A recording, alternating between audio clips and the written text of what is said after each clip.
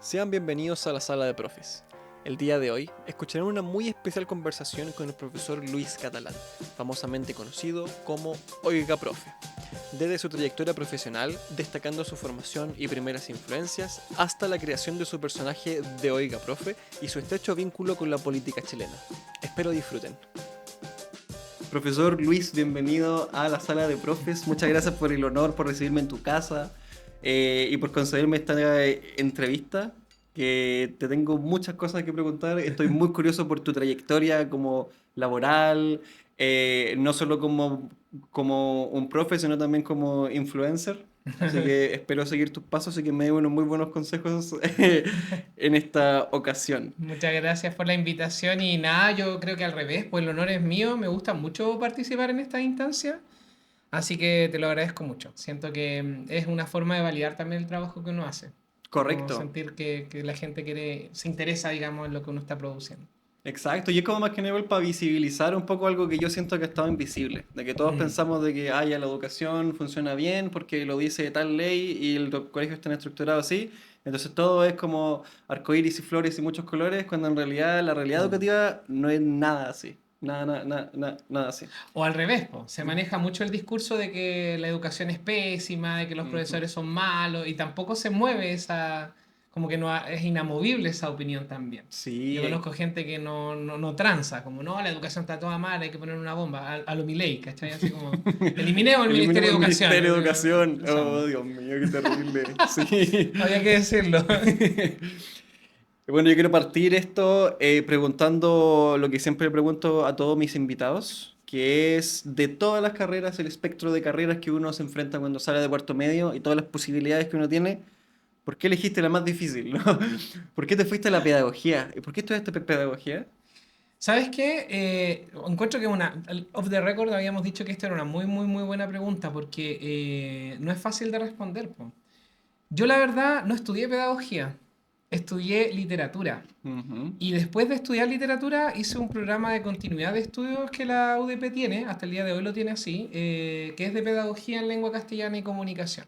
Un año, ¿no? Un año, claro, Ujú. que es como, en el fondo es solamente pedagogía, porque tú ya tienes la especialidad de lenguaje y comunicación con la malla de literatura creativa. Ujú. Pero yo recuerdo muy bien la vez que decidí estudiar esta carrera. A mí, la verdad es que cuando yo di la PSU, en mis años se descontaba una buena por cada tres malas en el puntaje, así que olvídate de eso. Y no me fue muy bien, la verdad. Yo tuve, no sé, un porcentaje de puntaje como de 590 puntos, una cosa así. Y en ese tiempo la Portales tenía bastante exigencia con los promedios, o sea, es una de las privadas que tiene más como exigencia en puntaje. La cuestión es que podía estudiar cualquier cosa menos derecho y medicina. Esas eran las dos carreras que no me alcanzaba Por el porque puntaje, pues por el sí. puntaje, claro. Y tú sabes que derecho para ellos es como el hueso santo, pues sí, es como su carrera emblemática. Y medicina, obvio, porque siempre ha sido una carrera El de alto prestigio, puntaje, de claro. sí. La cosa es que en ese panorama, como pudiendo, no sé, pues yo tomé la libreta así como de, ¿y por qué la Portales? Porque yo soy hijo de funcionario. Entonces Ujú. a mí me convenía por el tema de las becas, en ese tiempo no había ni gratuidad, había CAE, y a mí no me convenía tomar el CAE por el 100%, entonces mejor me metí ahí porque como soy hijo de funcionario, me daban una beca de arancel. Bueno, sí, en el descuento, Entonces, bacán. claro, entonces tenía que aprovecharlo porque cómo iba a dejar Mm. eso de lado. Así que viendo eso, tomé como la carpeta de carreras de la Portales y no sé, en mi mente adolescente, digo adolescente porque tenía 17 años cuando yo tuve que tomar esta decisión, Ujú. sentí que era de lo que menos sabía. Como literatura, lenguaje, para mí era una dificultad enorme. O sea, yo no sabía escribir bien, entre comillas. Yo después tengo un discurso con eso, pero en ese tiempo yo tenía pésima ortografía, pésima redacción, no sabía cómo uno tenía que expresarse, pésima expresión oral. A mí me costaba mucho hablar. Si bien tenía cierto desplante escénico, no tenía esta capacidad como de ir ordenando las ideas para que se fueran entendiendo de mejor manera. Entonces fue un desafío. Yo dije, bueno, esto es lo que menos sé. A mí me gustaba mucho la matemática, no me quise dedicar a eso porque tenía miedo de que me dejara de gustar la matemática porque, sí, pues ser, no sé, pues dedicarte a la carrera debe ser Sí, distinto. es que uno a priori, o sea, como yo pensándolo así, si estudio pedagogía en algo, ese algo es porque me va bien. Yo, de hecho, estudié Mm. pedagogía en inglés porque durante media me fue bien en inglés y me dijeron, oye, debería estudiar algo relacionado con inglés. Y uno piensa así, para ti fue al revés, pues No, para ti para fue mí como fue un totalmente al desafío. revés, sí, fue un desafío. Pero también tengo que reconocer que en el caso mío, yo siendo de la primera generación de universitarios de mi familia, tenía el apoyo pleno de todo mi círculo cercano. Entonces yo podría haber estudiado, no sé, sin desmerecer, pero podría haber estudiado cualquier cosa, no sé, gastronomía, podría haber estudiado astrología, no se estudia eso, pero lo que hubiera sido me hubieran apoyado igual. Entonces, de alguna manera sentí que ese desafío, el enfrentar una carrera de la cual no sabía nada, era interesante. Para mí era súper como desafiante, creo que es la palabra más adecuada. Ujú. Y a mí me gusta eso, me gusta sentirme desafiado intelectualmente, me gusta sentirme desafiado en términos del saber, del aprender. Entonces fue como una buena decisión. Y al final decidí irme por pedagogía. Una, porque literatura tiene la gran desventaja de que estaba, al menos en la portal, está enfocada en el trabajo editorial. Y para dedicarte a la editorial, yo voy a sonar súper resentido con esto, pero tenéis que tener mucha plata. Tú tenéis Ujú. que ser alguien que tenga plata para poder o montar una editorial, o sea, imagínate lo que significa producir textos, Wow. o tener contactos para moverte con las publicaciones. Ujú. ¿Cachai? Que eso es como la otra dinámica de literatura, porque te enseñan cómo a ser escritor. Y el área que a mí me gustaba más era lingüística. Así que ahí, de hecho en lingüística el primer año, el profe Ricardo Martínez se dio cuenta que a mí me gustaba mucho, era medio obsesivo con gramática y hablando, digamos, descubrí este asunto de las ayudantías. Genial. Entonces me hicieron ayudante, me hicieron, digo yo, igual quería hacerlo, obviamente, ¿En qué ramo? y en Bueno, gramática uno después gramática 2 lingüística uno lingüística 2 estaba bien metido en eso. todos los ramos que la gente usualmente Sí, odia. y a mí me gustaba, pues. Así que ahí descubrí que me gustaba enseñar. Una colega, en ese tiempo ya era colega, la Norma Castillo, si me escuchas Normita, mucho cariño para ti allá en Rancagua. Ella es una señora ya, pues ella estudió en sus años mozos, estudió matemáticas, se dedicó a la pedagogía en matemáticas. Y ella fue víctima de persecución política durante la dictadura. Entonces ella estudió con la beca Mm, Balich, ¿cachai? Y ahí yo la conocí, imagínate, yo tenía 17 años y conozco a tremenda persona y sí. además nos arrimamos muy bien porque yo siempre he sido como esta onda, va a sonar Ya. súper pesado, pero a mí me gusta como no sé, por la música de antes, me gusta saber de la historia de Chile, entonces ella era un cúmulo de El conocimiento. experiencia y conocimiento y como te dije que Mm. a mí me gusta sentirme desafiado, para mí era gratificante tener un nexo con Norma. ¿La viste como una mentora en cierto Sí, sentido? totalmente. Buena. Sí, totalmente. Y ella en un momento me pidió hacer como una ayudantía. O sea, no una ayudantía, como que había que estudiar por una prueba de gramática. Y me dijo, oye, Lucho, nos vamos a juntar a estudiar. Ya, pues yo dije, vamos, po. Y la Norma, como era la profe en esa carrera, intentó ella enseñar gramática, ¿cachai? Como con sus dotes de profesora, lo hizo bastante bien. Pero hubo un ejercicio, me acuerdo, en el que alguna dificultad hubo, ya no me acuerdo cuál, y le dije, yo te puedo ayudar. Y la Norma me pasó el plumón y yo no lo volví a soltar en toda mi vida. Oh, qué De hecho, la bueno. Norma recuerda muy bien eso y me dijo, no me devolváis el plumón, pues, o sea, dedícate a esto, porque le quedó muy Mm. claro. Fue como que el grupito que estábamos estudiando entendió exactamente lo que había que aprender, entonces fue como, ahí yo descubrí la pedagogía como ejercicio y claro, ya después me enfoqué 100% en eso, pues, en sacar el programa de estudios de pedagogía y saqué una mención, un minor en educación, porque todos los ramos optativos que yo tuve los dediqué a pedagogía. Ujú. Así que ese es mi camino hacia la pedagogía. Wow, muchas gracias por comentarlo. Sí, Muy, muy bueno el camino. Y qué simbólico, me gustó como la imagen de pasando como el plumón, así como en la pintura de Da Vinci cuando Dios con el hombre se va a tocar como los dedos. exactamente. No, pasando la posta también, como ya que estamos Sí, en ámbito, o sea, en el ambiente panamericano Panamericano, todavía. de todas maneras, de todas maneras. De hecho, me gusta mucho el símbolo del plumón a mí. De hecho, el podcast antes se llamaba Entre el plumón y la pizarra. Ah, Lo claro. modificamos un poco como para que se acortara un poco el nombre que era muy largo. Pero en el fondo hablar como de las dificultades que hay, de lo que pasa, de la persona que tiene el plumón y lo que tiene atrás que usualmente es la pizarra, que Mm. uno explica mucho. Me gustó mucho tu trayectoria, o sea, sí, pues tu trayectoria a la pedagogía, el hecho de cómo estudiaste literatura, no pensando como en ser profesor de lenguaje, No, pero es curioso igual porque si sales como de licenciado en literatura, tus opciones eran solo la editorial o trabajar como una librería, así me imagino, claro. como más O cosas. creando, o Ujú. como escribiendo, pero en Escribiendo. Chile no se vive Exacto, ahí de teníamos escribir. otro problema muy grande. Sí, Claro. pues mucho, mucho.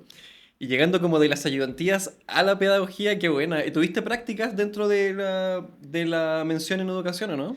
Con la mención no, pero con el año con este programa Ujú. de continuidad de estudios, sí, pues te tiran a los leones el día uno. Así como, al menos se preocuparon mucho de que uno conociera el ambiente desde marzo, cuando tú te matriculas, digamos, a este programa, desde marzo te mandan a hacer la práctica. Ujú. Te llevan a un centro, ellos lo eligen. A mí me tocó el Centro Educacional Valle Hermoso de Peñalolén.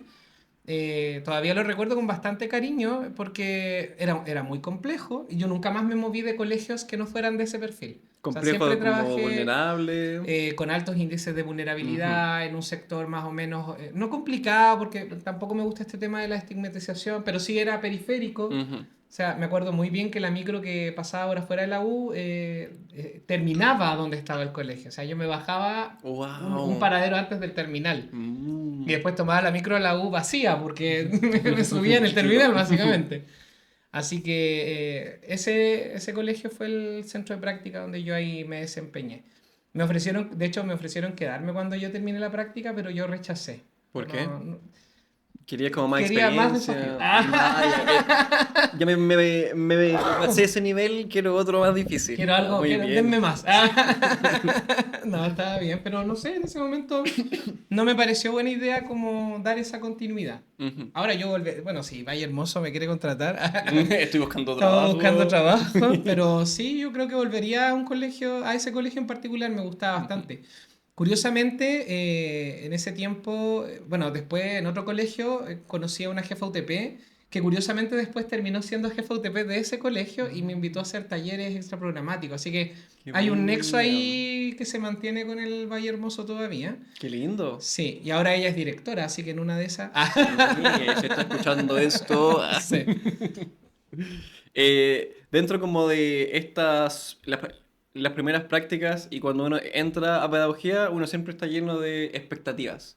¿Qué es lo que espera uno de ser profesor? Yo, por ejemplo, para mí, la imagen que tenía de el profe cuando yo era alumno, yo salí de un colegio como súper estructurado, así, súper, no quiero decir militarizado, pero sí, muchas veces sí. Y yo la imagen que tenía del profesor era como de alguien casi perfecto, como sin falencias, tenía como su vida resuelta. Mm. Y yo me metí a estudiar pedagogía con esa imagen, como yo voy a llenar esos zapatos y voy a ser esa persona. Después me di cuenta que todos mis colegas estaban en las mismas que yo, que era un caos total con la vida, como muy, muy complicado, y que no era nada la cosa así, po. ¿Para ti ese choque de expectativas de la pedagogía con la realidad fue muy fuerte o tú siempre supiste cómo era la pedagogía? No, yo no siempre supe cómo era la pedagogía, me la imaginaba, o sea, yo sabía que era complicada. Cuando yo iba en tercero medio, me acuerdo muy bien de mi profesora Alejandra Roblero. Oye, tengo una memoria con algunas cosas que Con me los nombres impresiona. te Y con pasaste, otras, no, sí. pero de mis estudiantes de repente no me acuerdo nada. Me acuerdo de la profe Alejandra Roblero de historia. Ella tuvo una situación bien particular en un colegio que ya no existe, que se llama Washington Center. Y había una cuestión laboral, ella quedó embarazada, me acuerdo en ese tiempo, y hubo una cuestión laboral bastante fea por parte de la administración del colegio. Y al final nosotros los estudiantes nos terminamos como involucrando en estas situaciones. Me recuerdo de ella y de esa situación puntual, pero el colegio tenía varias falencias administrativas. Se perdían las placas de los pases, una cuestión que pasaba siempre en los colegios subvencionados Mm, por allá por los años 2000. Pues sí, no, ujú. no es algo que yo, No algo no te nuevo. estoy contando algo nuevo tampoco. Ujú. Y nos involucramos los alumnos, me acuerdo, los y las alumnos, y protestamos, me acuerdo yo que hicimos ahí como una moción de protesta, estamos hablando del año 2000, 2004, quizá, en los albores de la Revolución Revolución Pingüina que Pingüina. ocurrió en el 2006, pues claro, o Ujú. sea, yo esto lo ve, la Revolución Pingüina, claro, es como la explosión misma, pero esto Ujú. se venía gestando hace años ¿Y atrás. en qué curso iba ahí? Tercero medio, Ya. tercero medio me acuerdo. Y en ese contexto como que aprendí que la pedagogía era una cuestión súper ingrata, o sea, me acuerdo que los profesores yo tenía profes sequísimos, pero que eran súper como tratados mal por la administración del establecimiento. Más encima el establecimiento educacional era familiar, pero no en el sentido positivo, sino que literalmente la sostenedora con el director enchufaban a su familia en los distintos cargos. O sea, el Mm. inspector general era el hermano del director, el hijo del inspector general era el inspector de Ese patio. tipo de familiar, Claro, en ese ya tipo de entiendo. familiaridad, pues, ¿cachai? Entonces, bajo ese contexto, me acuerdo que me quedó mucho la experiencia grabada de que la pedagogía era una carrera ingrata, de que el ambiente laboral es complejo y de que, y lo voy a decir, pucha, yo tengo una relación de amor y odio con el gremio de profesores, Ujú. pero me atrevo a decir de que hay mucho profesor penca y hay mucho profesor bueno, pero que al final en esta lucha constante contra el sistema, que es como otro ente, termina diluyéndose esa lucha, ¿cachai? Entonces, al menos esa experiencia yo tenía de pedagogía. Y como no era una carrera que yo había pensado estudiar, como que solo me quedó ese recuerdo, ¿cachai? No Ujú. había más. Las expectativas que a mí se me formaron estudiando ya pedagogía, lo primero que yo aprendí en la carrera de literatura y después la continuidad, es que todos esos problemas son derivados de la mala gestión pública, de la mala gestión de los privados, de las políticas, de cuáles son los propósitos educativos a nivel de Estado. Me acuerdo que me enseñaron caleta respecto de cómo los países se organizaban en torno a buscar objetivos que hicieran que el país se desarrollara desde la educación, cosa que en Chile recién la estaban hablando en el año 2000, pues, ¿cachai? O sea, Ujú. no sé, por la UNESCO desde el año 89 viene diciendo gente hay que poner plata en la educación y Chile recién como que cachó 20 años después. Entonces, bueno, no por nada Chile ratifica el Tratado de los Derechos del Niño y la Niña en el año 90 Ujú. como ya por obligación, porque ya en los años 90 ya no había países que no tuvieran ratificado ese tratado internacional. Oh, no tenía idea. Y Chile estaba súper atrasado en temas de niñez, o sea, olvídate, 30 o sea, ¿cuántos años de dictadura? 18 años de dictadura, Sí, pues. que fueron en realidad un retroceso en el tema de la niñez, la adolescencia, en la educación En la también, un educación, sí. bodrio. Entonces, mis expectativas eran bastante bajas, y la verdad es que se mantienen bajas. Pero esas expectativas bajas me han ayudado de alguna manera a sacar garra y desde ese como enfrentarme a una realidad cruda, tratar de hacer las cuestiones distintas, ¿cachai? Como de... Yo al menos como profe, yo soy súper conflictivo en el sentido de que no me Sí, quedo callado. sí te he visto en tus reels y los No, no, comentarios, no, sí. no, yo no me quedo callado, ¿cachai? No tengo por qué aguantarle a una persona que diga estupideces, que invente estupideces, que promulgue estupideces. Yo no se los puedo aguantar. Y en el ambiente laboral, bueno, me ha costado entender que hay espacios y momentos para decir las cosas. Sobre todo al principio era bien conflictivo en ese sentido. O sea, como yo ya venía con estas expectativas bajas del sistema educativo, no sé, pues yo llegué a un colegio en el Bosque, ponte tú, donde el director era de la democracia cristiana, tenía vínculos políticos, ¿cachai? Y al Mm. final era todo un centro de lavados de dinero, de influencia. Y eso no se da solo en ese colegio, ¿cachai? No voy a decir el nombre porque todavía existe, pero muchos colegios son en el fondo trampolines políticos, son espacios de poder, espacios de cizaña también. Hay colegios donde se trata como de viralizar ciertos discursos, perspectivas. A mí me da mucho miedo, por ejemplo, los colegios católicos, los encuentro terribles. Ujú. No por cómo funcionan, porque funcionan súper bien en el sentido administrativo, pero qué es lo que hay detrás también, porque es lo La que promueven, las ideología. ideologías que hay detrás. Ujú. Entonces, es como que esas fueron mis expectativas. No había No expectativas. había expectativas y siguen siendo bajas, Claro, o sí. sea, no, como dice Dewey, no espero nada de ustedes y aún así logran defraudarme. Esa era mis Muy buena. expectativas con la educación. Muy buena. Qué bueno que mencionaste el tema de como la vinculación de la educación con la política. porque yo también pienso como que van de la mano. Y justo me da como hincapié a pasar al tema siguiente, que es justamente como esta, la educación y la política, y por qué en el fondo están tan vinculadas y que hay gente que intenta separarlas cuando en realidad no se puede porque son las mismas políticas gubernamentales los que nos tenemos que regir nosotros los profesores, y nosotros los profesores somos el cuerpo en el fondo educativo de Chile. Y quiero partir hablando de la Revolución Pingüina. Porque yo me imaginé que como revolución educacional y quizás como donde nació tu vocación de profesor fue la Revolución Pingüina. Pero sacando los cálculos ahora, tú estabas estudiando literatura cuando sucedió la Educación Estaba Pingüina, en ¿no? primero de literatura. Estaba Y recién entrado. entonces todavía no te llamaba la atención como la pedagogía, pero tú igual No. participaste dentro como de las Sí. marchas y todo. ¿Y De cómo fue eso? hecho, tuve la, no sé si hubo muy buena idea de participar del centro de estudiantes de la carrera en ese tiempo, yo era, no me acuerdo qué cargo tenía. ¿En primer año? Sí, en primer año. Ya, wow. Pero no tuve ningún impacto ahí, yo ahí no te puedo decir que saqué rédito ni... No, o sea, Ujú. de hecho yo creo que no hice nada en ese cargo. Y en ese contexto igual sí, claro, pues me sentí llamado a participar. Aparte que en esa revolución, que yo mirando hacia atrás ahora no era tanta revolución, pero en ese contexto hay que recordar que en Chile las universidades privadas históricamente no participan de movimientos sociales a ese nivel. Y yo recuerdo que en ese año la Portales, la Andrés Bello, si no me equivoco, la Santo Tomás, bueno, ahí ya empezaría, no me acuerdo, la del desarrollo probablemente, no solo se movilizaron, sino que muchas estuvieron en paro y en toma. Y eso marcó un hito De en la todas maneras. administración de las universidades porque la idea de las tomas y el paro como que siempre se le atribuye al sector público Sí. y no, pues en ese contexto estaban paradas las universidades privadas también. Entonces, no solo me sentí llamado a participar, sino que también fue una cuestión que nos pasó a todos, no pasó indiferente. La Facultad de Comunicación y Letras estuvo tomada, la de Psicología también, estuvo tomada la de Medicina y Odontología, la Wow. de Derecho, si no me equivoco, la de Arquitectura. Entonces, era no sentirte llamado, sino que tenías que hacerte cargo de lo que estaba sucediendo a tu alrededor. Igual uno podía entrar a clase, los profes no podían tener como prohibición de ejecutar sus cátedras, ¿cachai? Por una cuestión de contratos más que Ujú. nada. Pero la mayoría no íbamos a las clases, nos juntábamos en asamblea. Y ahí yo conocí otra como parte de esta dinámica como de la dimensión política de la pedagogía. No estaba Ujú. metido en pedagogía, pero para que se entienda en términos de la educación, Ujú. de que siempre hay personas que tratan de sacar provecho de estas como revueltas, ¿cachai? Obvio. Yo no recuerdo los nombres, pero sí estoy seguro de que muchos de los centros de estudiantes que había en esa época en las diversas facultades terminaron en cargos políticos, terminaron militando en ciertos partidos.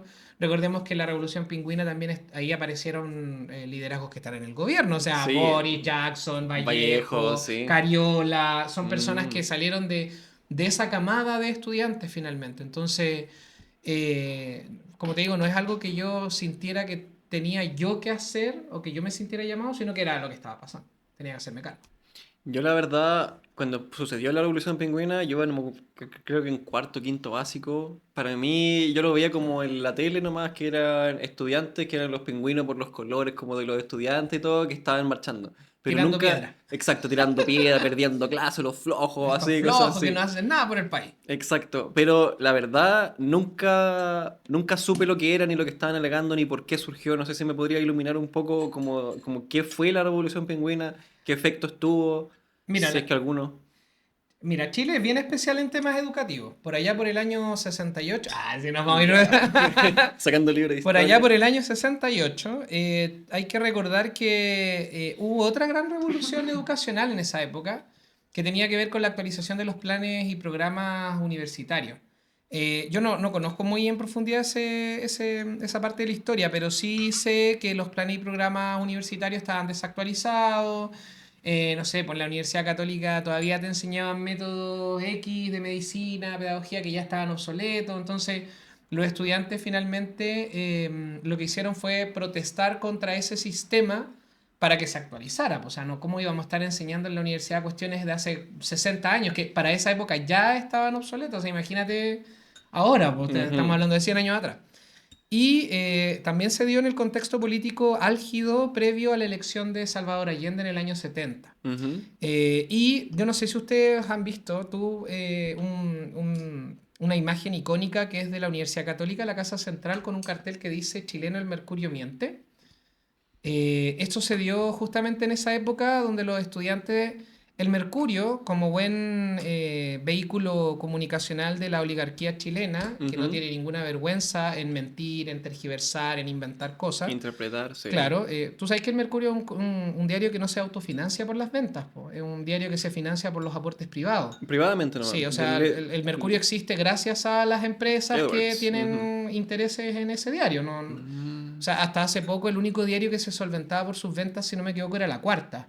Como que por vender el diario recuperaban algo de dinero, pero el resto de los diarios todos son por aportes privados. Wow, no sabía. Entonces, en ese parámetro, el Mercurio lo que hace es relacionar los movimientos estudiantiles con el comunismo internacional, literalmente. ¿Esto en qué año fue? Años 66 hasta el 68, Ya cuando se estaba como demonizando todo lo que tenía todo que lo que ver tenía que ver rojo, con sí. comunismo. Ya O sea, sí, pues obvio, pues no, sí. obvio, guerra, o sea, previo a la Guerra Fría. Ujú. Y los estudiantes de la Cato, los estudiantes de la universidad le pusieron, no un parelé, pero fue como, a ver, nosotros no somos comunistas, no somos marxistas, estamos reclamando porque los planes y programas están desactualizados, nosotros queremos que el derecho a la educación sea de tales parámetros, estamos hablando años 60, pues, ¿cachai? Ujú. Y esto no es algo que ocurrió solo en Chile, es algo que ocurrió en Francia, que ocurrió Mm. en Italia, si no me equivoco, en varias partes de Europa sobre todo. Chile estuvo antes, de hecho, protestando que Francia. La cosa es que a todo esto el tema de los chalecos amarillos también hay como una paradoja temporal con respecto a qué país protesta primero, pues Chile tiene como ese antecedente. Y siempre con Francia, ¿eh? Igual raro. Siempre es con Francia, Sí. algo pasa ahí. Sí. La cosa es que, ¿por qué te cuento todo esto? Porque las demandas estudiantiles son históricas. Igual que las demandas pedagógicas del profesorado, igual que las demandas de salud, igual que las demandas de vivienda, son algo que el Estado de Chile y la historia de Chile con su política no ha logrado resolver hace por lo menos 100 años. Y yo sé que Chile es un país joven, tiene 200 y tantos años de historia republicana, y por lo mismo es un país que no ha sabido resolver rápidamente estos problemas que otros países ya los tuvieron hace cuánto. ¿Me Mm. cacháis? O sea, la Revolución Francesa no fue porque los franceses estaban aburridos y dijeron tomémonos el poder y matemos a María Antonieta. No, fue porque no tenían pan para comer, porque la cuestión, los reyes estaban en su máximo esplendor y resulta que el pueblo se estaba muriendo de hambre. Ese fue el contexto. Y en Chile, a pesar de que hemos tenido momentos en que la ciudadanía como que explota, no se logra dar respuesta a estas demandas sociales. Entonces, piensa tú que después de esta revuelta del 60 y tanto, que después desemboca con la elección de la Unidad Popular, que tenía apoyo estudiantil, tenía apoyo de las poblaciones, dirigentes sindicales, etcétera. Después viene el golpe de Estado, que lo que busca es aplacar todo ese movimiento. Se Sí. habla mucho de que la dictadura rompe el tejido social, esta cosa de barrio, de que la gente confiara en el vecino. Eso se Mm. destruye durante los años Sí. 80. Olvídate de los años 90 que la concertación, sobre todo los primeros tres gobiernos, terminan profundizando ese modelo alienador, qué sé yo. Entonces, al final lo que ocurre en la Revolución Pingüina del 2005-2006 es otra vez más o menos lo mismo. Los orígenes de esa revuelta tienen que ver con la mantención de un modelo donde la educación es un bien de consumo. Tú tienes que recordar que antes de la LGE, que es la Ley General de Educación, que establece como la matriz directiva de todas las leyes que en el fondo mandatan la educación, estaba la LOCE, que era la Ley Orgánica Constitucional de la Educación, que la LOCE es una de las últimas leyes, de hecho, que promulga Pinochet. ¿Ya? ¿Por qué se llama Ley Orgánica Constitucional? Esto lo aprendí en la Convención Constitucional. La Constitución mandata cosas muchas veces generales. Ponte Ujú. tú, el Estado, no sé, toda la gente tiene derecho, supongamos que dijera esto, todos tenemos derecho a ir a la escuela. Punto. Ujú. ¿Cómo se concreta eso? ¿Cómo se lleva a la realidad? Es materia de ley. Y normalmente las cosas como complejas, entre comillas, de la Constitución, antes de llegar a una ley como, entre comillas, ordinaria, se establece una ley orgánica.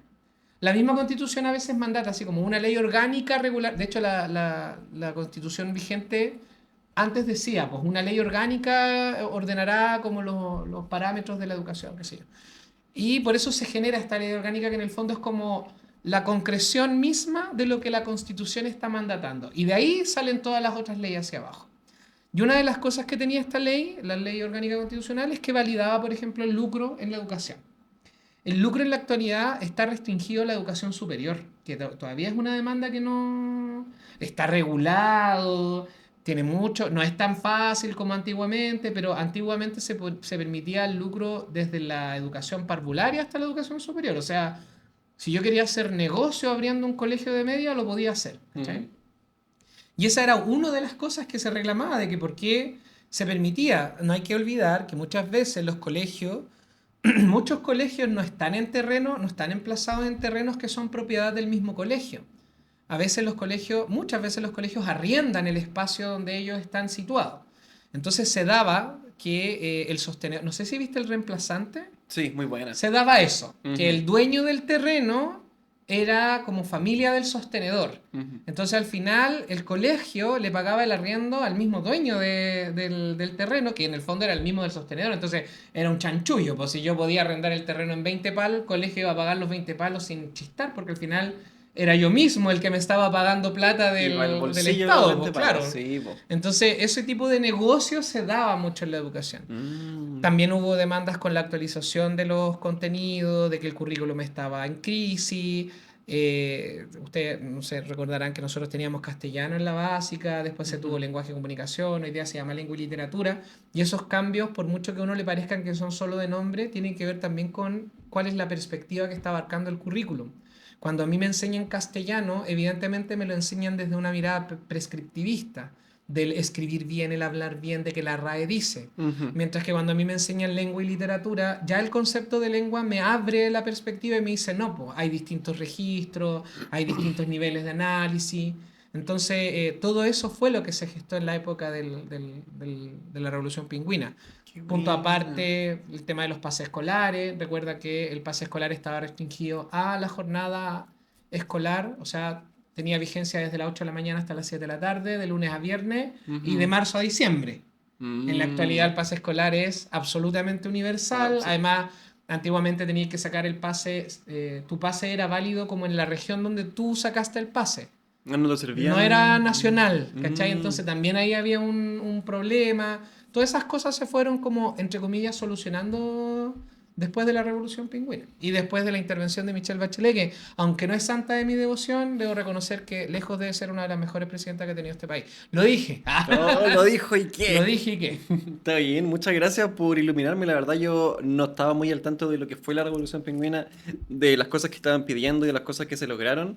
Pero el hecho de que como estudiante hayamos podido tomar la micro pagando considerablemente menos o gratis estaba ahí en básica, Claro. yo muchas veces lo hice sin saber cómo quizás cuántas peleas y cuántas marchas se hicieron para poder lograr como algo así. Qué fantástico. No, Muchas, y muchas gracias piensa por que hoy la... día, hoy en día todavía es un tema en regiones, po. Porque acá en Santiago, espérate que se me coloca ahí. Todavía es un tema en regiones, piensa tú, porque en Santiago tenemos el pago electrónico. Entonces, el micrero le importa un maní cómo pago yo, po, Sí, po. ¿cachai? Pero en regiones, como se usa todavía el tema de las Es monedas, sencillo, sí, po. todavía pasa que los choferes echan a los estudiantes de las micro. Yo me acuerdo donde estaban las micro amarillas. ¿Tú usaste las micro amarillas alguna Sí, sí, lo vez? sé. Ya. Cuando estaban las micro amarillas, yo no sé por qué la gente tiende a romantizar tanto un sistema que era una porquería por muchas razones, y yo como estudiante sufría el sistema de transporte. Primero porque el metro no llegaba a todas partes, y segundo porque las micros te echaban, po. Te echaban porque, no sé si no les convenía, yo no sé cómo era la mecánica detrás, pero no te paraban o te dejaban más lejos de lo que tú querías Sí, bajarte, paraban donde o no te quisieran. a mí no Ujú. me daban vuelto, no me daban No, boleto. Entonces esas cosas también se tendieron a corregir de alguna manera con estas manifestaciones. perfecto. Perfecto. Muchas gracias por iluminarnos aquí en este sentido. Y también por dar como el pase a la relación entre la educación y la política, que es algo que dentro de mi investigación, cuando te estuve investigando, viendo tus redes sociales, es algo como que tiene muy a pecho igual tu relación como de la de la educación con la política. Me fue difícil encontrar videos como que no tuvieran que ver con política en ese sentido. Ah, no, todos Está tienen que ver. como, exacto, está como súper, súper ligado, pero en el fondo el ser humano es un ser político. Mm, Como que sí o sí hay muchas de las cosas que nosotros hacemos que sin darnos cuenta sí son actos políticos. mm. Y quería conversar sobre eso también, porque en mi experiencia con la política y con la educación, yo en los colegios en los que he estado, sin ánimos como de ofender a nadie, de nombrar a ninguno, el tema política es un tema tabú en el colegio. Es Mm, como un tema que no se habla, mm, que no se dice la dictadura. O sea, muchas veces en mi colegio cuando yo era alumno era que no se decía la dictadura militar, es el pronunciamiento militar, como con el régimen militar, pero la palabra dictadura o golpe de Estado como que se omitía completamente. Y se da como muchas veces también para el otro lado. Y quería como conversar sobre eso, como cuál es tu percepción de lo que está pasando como en la educación hoy en día y por qué no se aborda la política quizás como se debería abordar. O cómo se debería abordar, cuál es la manera correcta de abordar la política dentro de un colegio sin tirar como para ninguno de los dos lados. A ver, hay varias cosas primero que hay que puntualizar. El término política es bien, en Chile al menos, yo nunca he salido de Chile, así que no podría dar fe de cómo es en otros países, pero el término política acá se relaciona directamente con la militancia partidista. Ujú, Entonces es un gran problema hablar de política en Chile porque cuando uno trae este tema a colación o te califican de comunista o te califican de facho o te califican de... porque de alguna manera la mecánica política chilena es partidista. O sea, todo se arma desde los partidos políticos. ujú. Eso quiero decir. Pero no hay que olvidar, como decía la gran Gladys Marín, yo sin ser militante comunista, porque hay mucha gente que me dice comunista, no, yo no milito en el Partido Comunista, así que no lo soy, ni tampoco comulgo con las ideas del comunismo, al menos como se plantea acá en Chile. Ujú. Pero la Gladys Marín decía algo que era muy interesante, lo dijo en una entrevista con Bernardo de la Maza y otros tipos de la política, donde ella dijo, ¿quién le dijo a ustedes, refiriéndose al resto de los partidos políticos, que ustedes representan a la ciudadanía? Nosotros, incluyendo el Partido Comunista, representamos una parte de la ciudadanía, pero la realidad de la ciudadanía no se condensa en los partidos políticos, porque no es posible pensar la política como una cuestión partidista, es reducir el pensamiento de las personas a una cuestión representativa minúscula. No está en el Partido Comunista, ni en RN, ni en la UDI, ni en los republicanos, ni en el PPD, ni en ningún partido político está la solución a los problemas de la nación. Porque los problemas son multidimensionales, multifactoriales, y es imposible que un partido tenga la posta de la solución definitiva. Por eso es peligroso que los partidos políticos se vuelvan tan populistas, Ujú. como lo es el Partido Republicano. Porque el problema de la migración de perogrullo, si uno no tiene que ser experto en política para saber que hay un problema migratorio. Uno no tiene que ser experto en educación para saber que hay problemas en la educación. Pero llegar y decir como la gran solución es matar a todos los delincuentes y echar a todos los... es una estupidez porque al final carece de un análisis más profundo de la realidad. Ujú. Entonces, en ese sentido, creo que es lo primero que había que puntualizar. Abarcar el tema político en Chile es muy difícil porque se relaciona directamente con la militancia partidista. La política, en términos más filosóficos, si uno lo quiere decir, sociológicos también, tiene que ver con cómo la sociedad toma decisiones para organizarse y funcionar como sociedad. Si hay una cuestión que nos distingue del resto de los animales, que también nosotros somos unas bestias dentro somos una bestia más en el reino animal, Ujú. si hay algo que nos distingue es nuestra capacidad de tomar decisiones conscientes de cómo nos organizamos como raza, como animal, ¿ya? Y esas decisiones que nosotros tomamos son políticas. Todo lo que tenga que ver con decidir como sociedad qué vamos a hacer es política. Si nosotros decidimos, voy a decir ejemplos muy estúpidos, pero si nosotros decidimos que el color rojo en el semáforo significa detente, eso ya es una decisión política porque implica de alguna manera impactar en el quehacer de toda la sociedad. Ujú. O sea, todos nos pusimos de acuerdo en que cuando veamos esta lecera vamos a hacer algo.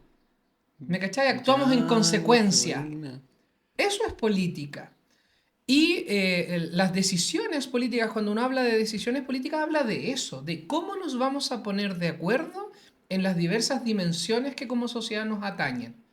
Una de esas dimensiones es la educación. Y yo te voy a decir algo súper concreto. Ujú, Nuestro país tiene una forma de producir riqueza que tiene que ver con las materias primas. Nuestro país es productor de materia prima. ujú. Vive de vender cobre en piedra, porque ni siquiera es que nosotros vendiéramos cable, vendemos pedazos de cobre, vendemos madera, vendemos pescado y fruta. Y para de contar. Y litio ahora. Y litio, chuta, y vamos a vender rocas de litio Ujú. o sal de litio, no sé cómo se presentará. Bajo ese modelo de producción, de productividad económica, yo no necesito gente brillante. Perdónenme lo que voy a estar diciendo, pero yo no necesito que la gente se ponga a pensar en que los aros de Saturno van a desaparecer en un par de años porque vamos a estar en una posición específica con respecto a él. No me interesa, porque yo quiero que la gente que hace corta palo, cultiva salmones, corte fruta y, qué sé yo, pique piedra. Eso es lo único que yo necesito. Por lo tanto, mientras no haya un cambio de esa como matriz productiva, la educación no va a tener un gran salto cuantitativo y cualitativo en el servicio que nosotros estamos prestando. ¿Por qué? Porque para este modelo no lo necesitamos. Países como Corea del Sur, que para mí no son ejemplo en muchas cosas, pero supongamos que fuera un ejemplo en educación, ¿por qué exporta, qué es lo que exporta Corea del Sur? ¿Tecnología? Tecnología, Ujú, mente, ujú, inteligencia, ujú. porque no tienen recursos brutos que vender, se les acabó, no tienen dónde cultivar más. ¿Me explico, no? Sí.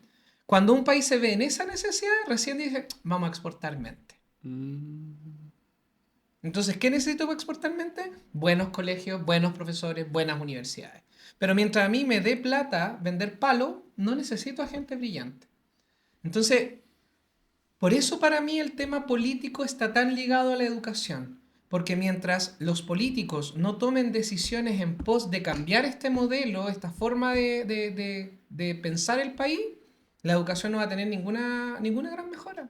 La va a tener en términos cosméticos, ya podemos tener gratuidad universal, pero oye, hay universidades con pésimo nivel, carreras de cartón falso, o sea, tenemos casos de carreras que no tenían ningún, no sé, pues ahora se cerró la carrera de ingeniería en videojuegos. Pero es que, hermano, en Chile no hay campo laboral para eso. Te están Mm. engañando. ¿Cachai? Entonces, para mí, por eso tiene que ver con el tema político. Y por otro lado, creo que también la política es un tema tabú, sobre todo en las escuelas, porque fue un tema tabú en la sociedad durante 20 años. Mm. Entonces, tú hablar de política en un espacio público te ponía en riesgo. Sí. Si yo me ponía a conversar con mis colegas en un colegio cualquiera en el año 85 sobre X cosa de política, lo más probable es que un sapo desgraciado podría denunciarme y a mí me podrían haber hecho desaparecer. Y ese miedo que la sociedad honestamente tuvo durante por lo menos 20 años tiene consecuencias en cómo yo concibo ciertas temáticas. Porque si el riesgo era que a mí me podían desaparecer por hablar de política, entonces, ¿qué es lo que aprende la gente? No se No habla de habla política. política. Wow, no había hecho la conexión. Qué buena. Lo mismo pasa con la religión en el fondo. No se Totalmente. habla de política, no se habla de religión ni de fútbol, porque Sí. son temas como que puedes tener problemas Y al ese, respecto. qué bueno Wow. eso que dijiste porque Chile es un país que le tiene mucho miedo al conflicto en el diálogo, como a ponerse a pelear en términos sencillos. Pero porque tampoco nos enseñan a pelear, pues no nos enseñan a discutir en la escuela, no nos enseñan a confrontar ideas, a tener, ¿cómo se dice? ¿Argumentar? No solo argumentar, pues cuando lo que pasa es que hay consensos, pero también hay disensos, no nos enseñan a tener diferencias en la opinión con el otro. Diferencias sanas, sobre todo, como sin que Es se dejen que, de es que todas hablar. todas las diferencias son sanas, Ujú. todas. Si el tema es cómo yo encauzo esa diferencia. Por ejemplo, yo tengo graves diferencias con el Partido Republicano, porque para ellos, por ejemplo, que una niña de 13 años quede embarazada por violación, para ellos el camino es que esa niña tenga la guagua. Ujú. Para mí eso es algo que no tiene por qué discutirse. Ahora, ¿cómo yo encauzo esa discusión? Claro, porque si me ponís, no sé, pues a José Antonio Caz, va que le quiera pegar un combo, pero la idea es que yo como sociedad igual tengo que ponerme de acuerdo en cómo resuelvo esas diferencias. ¿Cachai? Así que eso creo que son las tres cosas que es importante puntualizar sobre política y educación. Oh, importantísimo. Muchísimas gracias por... Siento que estoy aprendiendo demasiado.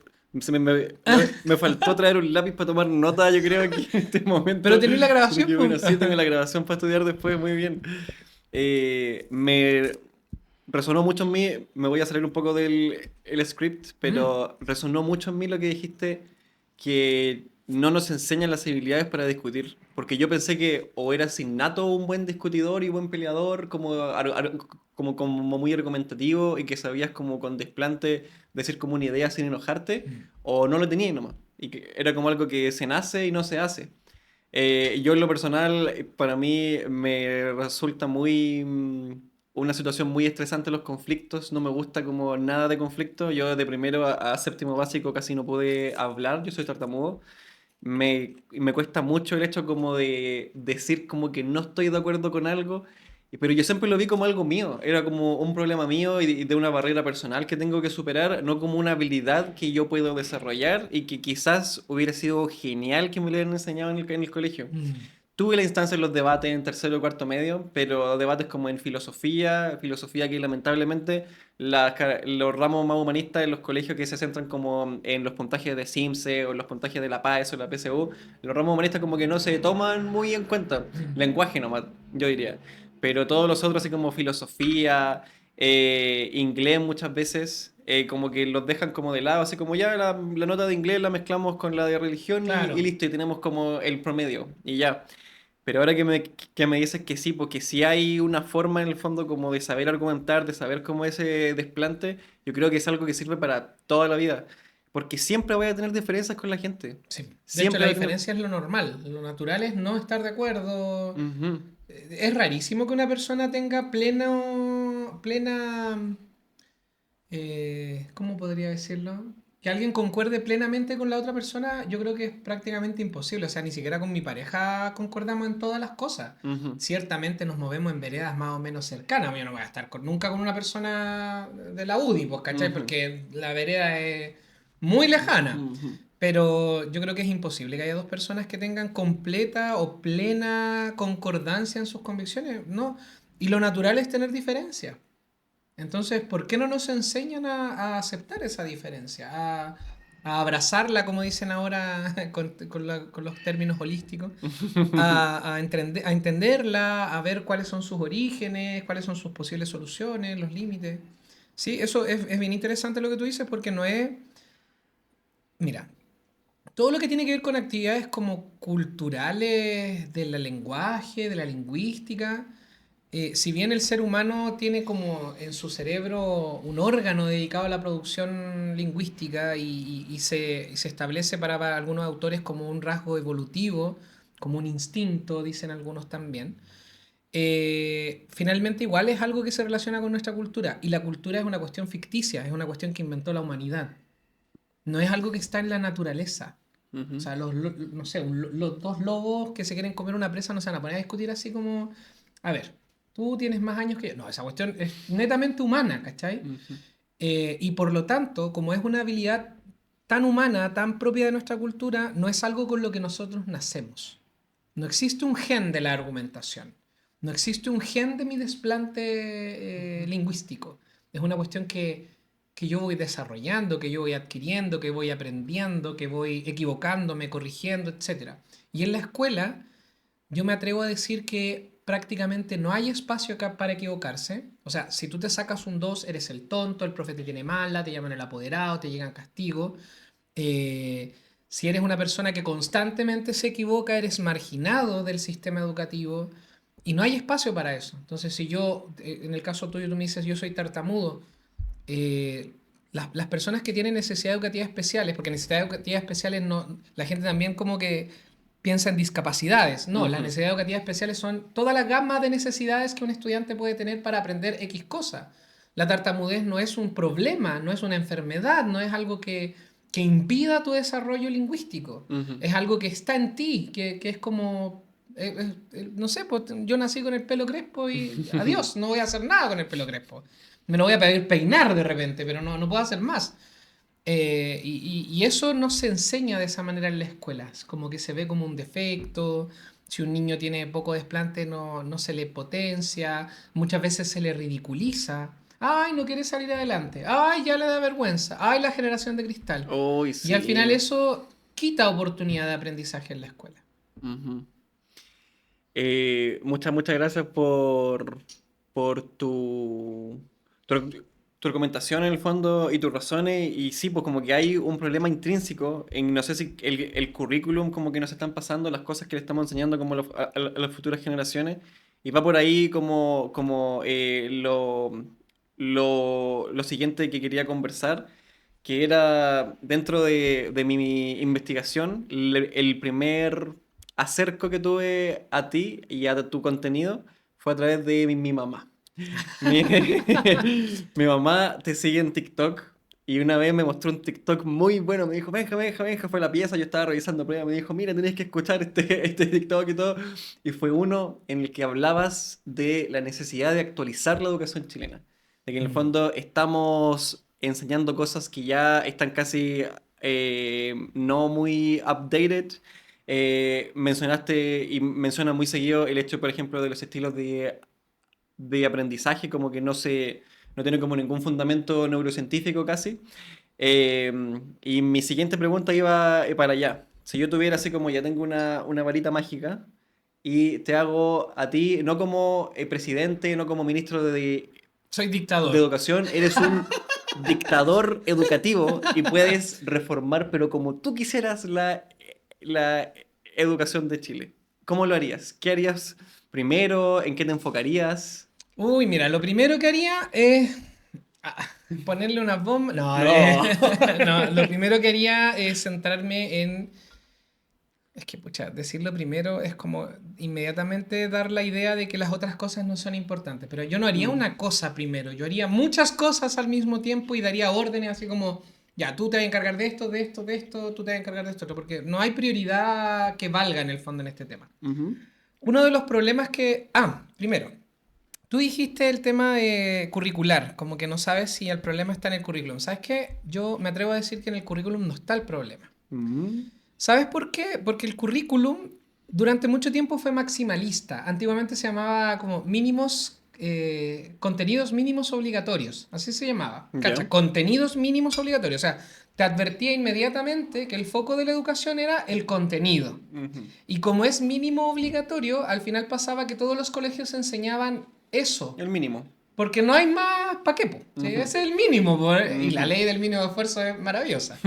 Entonces, sin embargo, el currículum ha sufrido, y digo sufrido, varias modificaciones, al menos unas tres en lo que va de los últimos 20, 30 años, pero curiosamente, por mucho que tengamos asignaturas que digan no se centra en el contenido, sino que en la habilidad, los profesores siguen enseñando contenido. Sí. Entonces, aunque el currículum no dijera nada, lo más probable es que los profes, sus clases, no tributen al currículum, sino que tributen a su cultura pedagógica. Muchos profes, incluso los nuevos, no hacen lo que el currículum dice, sino que hacen lo que recuerdan que los profes hacían. Oh, sí, sí, yo puedo contar algo personal al respecto, sí. Entonces, eso provoca que aunque el currículum sea perfecto, no va a haber necesariamente un cambio cultural pedagógico, porque todavía tenemos profesores, muchos, incluyendo nuevos, que creen que la ortografía es lo más importante del lenguaje, que tienen que saber lo que es una metáfora los niños y niñas, que mandan a castigar a la biblioteca, que quieren suspender porque van con el pelo largo. Y esas cuestiones que hoy día incluso están prohibidas por ley, porque yo no puedo, por ejemplo, restringir el derecho a la educación por apariencia. O sea, aunque el cabro fuera vestido de calle y con un palo de escoba atravesado en la oreja, a mí como profe no debiera importarme eso, porque el servicio educativo es más importante que la apariencia de la persona. Pero tú le dices esto a un profe y normalmente te tacha de comunista, desordenado, que tú querís que todos hagan lo que quieran. Como que no hay un proceso todavía profundo de cambio de la cultura escolar. La escuela todavía considera válido el castigo como método de enseñanza. No, es que hay que castigar al estudiante por. Los inspectores, todavía muchos inspectores funcionan como verdaderos carabineros Sí, dentro de la escuela. sí. Y eso no es el propósito. El trabajo del inspector no es gritonear. El trabajo del inspector no es andar acusando, no es andar sapeando, que eso es muy de la cultura de los 80. Y sin embargo, y también tenemos directivos que también joroban la pita y joroban la pita y joroban la pita con estupideces. No, no, es que el Sims, es que la PA, es lo que tú decías. Y no, promedien la nota de inglés con la... Ujú. O sea, por mucho que el currículum y los mandatos ministeriales digan cosas que están en un camino correcto, la cultura educacional es muy difícil de cambiar. ¿Ya? Lo primero que haría en ese sentido es justamente poner, no sé, a algún especialista o hacer que más especialistas ingresen a la escuela y empezar a cambiar esa cultura. Antes de siquiera cambiar una coma en el currículum, me preocuparía de ir a colegio por colegio diciendo, esto hágalo así, esto no lo haga, esto olvídelo, esto recuérdelo. Porque si no, Mm. la cultura educacional, aunque yo, insisto, pueda hacer una ley perfecta, no va a pasar mucho porque igual voy a tener al, perdón, colegas, pero es que de verdad esto es muy absurdo. Igual voy a tener al colega que quiere que el niño no se gradúe porque está con el pelo azul. No, o sea, ¿de qué estamos hablando? Lo segundo, definitivamente hay que hacer una reforma más fuerte, quizá más centralizada incluso en las universidades, en cómo se construyen las carreras de pedagogía. Antiguamente, en los 80 habían profesores Marmicoc, o sea, profesores que estudiaron pedagogía por correo, profesores que estudiaron pedagogía yendo un par de veces a una capacitación. Hoy día no se puede. Hoy día la ley establece que la pedagogía es una cuestión de carrera universitaria. Antes habían centros de formación técnicas que ofrecían la carrera de pedagogía. Pues con eso te digo todo. Mm. Había profesores, sin mirar en menos, porque hay profes brillantes en todas partes. Había profes que eran especialistas, no sé, soldando al arco. Yo necesitaba un profesor que enseñara soldadura al arco en un colegio técnico y lo habilitaba para ser profe. Y eso provoca de alguna manera, no estoy diciendo que todos los profes que hayan tenido ese acercamiento a la pedagogía sean malos, pero de alguna manera igual te provoca un descenso en la calidad del servicio educativo, De todas ¿ya? maneras. Lo mismo pasa con los puntajes, porque las carreras de pedagogía históricamente son carreras que exigen poco. No por la dificultad, sino que por el puntaje que se exige. Al final pasaba mucho, no sé si ahora, pasaba mucho que el que quería ser médico o el que quería ser biólogo no le alcanzaba para estudiar esa carrera, se metía a pedagogía en biología. El que quería ser artista, a lo mejor no tenía los medios para, terminaba siendo profesor de arte. Y dedicarte a algo que no te mueve, te frustra y esa frustración tú la traspasas a la calidad del servicio que estás ofreciendo. Wow. ¿Cachai? Entonces, ahí hay algo que reformar. Yo no quiero decir que a la carrera de pedagogía debieran entrar los que tienen arriba de 700 puntos, bueno, ahora de 800, 900 puntos, pero algo hay que revisar, algo hay que revisar en eso. Y lo otro es que en las universidades te enseñan neuromitos, po. En las universidades te enseñan cosas nada que ver. Esta cosa de los estilos de aprendizaje no es algo que yo diga que no tiene sustento, es que no lo tiene. Ujú. No existe el estilo de aprendizaje. Yo, por mucho que yo adapte mi clase a un estilo auditivo, es irrelevante, pierdo el tiempo con eso, no hay sustento en lo que estoy haciendo. Y lamentablemente las carreras de pedagogía enseñan esas cosas como verdades. Peor aún, el Ministerio de Educación promueve ciertos neuromitos en su legislación, en sus mandatos, en su resolución. Entonces, todo eso hay que reformarlo también. O sea, lo primero que, en ese sentido, si yo tuviera el poder, si yo fuera ministro de Educación, lo primero que haría yo es conformar una comisión que se encargue de revisar todos los mandatos ministeriales, resoluciones, todo, y elimine los neuromitos, primero que todo. Elimine esa tontera que hace perder tiempo y plata. Y Chile no es un país que se pueda dar el lujo de botar plata probando cosas, tiene que Ujú. ser mucho más eficiente. Y otra comisión que revise, por ejemplo, el tema curricular, pero no de las clases, sino que de las universidades. Y ahí tendría que hacer una comisión nacional de cambio de la cultura escolar para que dejen de castigar a los cabros en la escuela mandándolo a la biblioteca, para que dejen de molestar por el pelo largo, para que dejen de molestar. Que a pesar de que uno dice, ha cambiado, pero todavía es insuficiente. O sea, los cabros ni siquiera los dejan ir al baño. Ese nivel de problema. Y aquí a lo mejor varios van a comentar, ay, pero es que los niños se van a fumar en la Bueno, pero es que algo entonces tenéis que hacer como escuela, po. ¿Cómo al cabro le va a parecer más atractivo ir a fumarse un cigarro que estar en tu clase? ¿Dónde está el problema, po? Fuerte.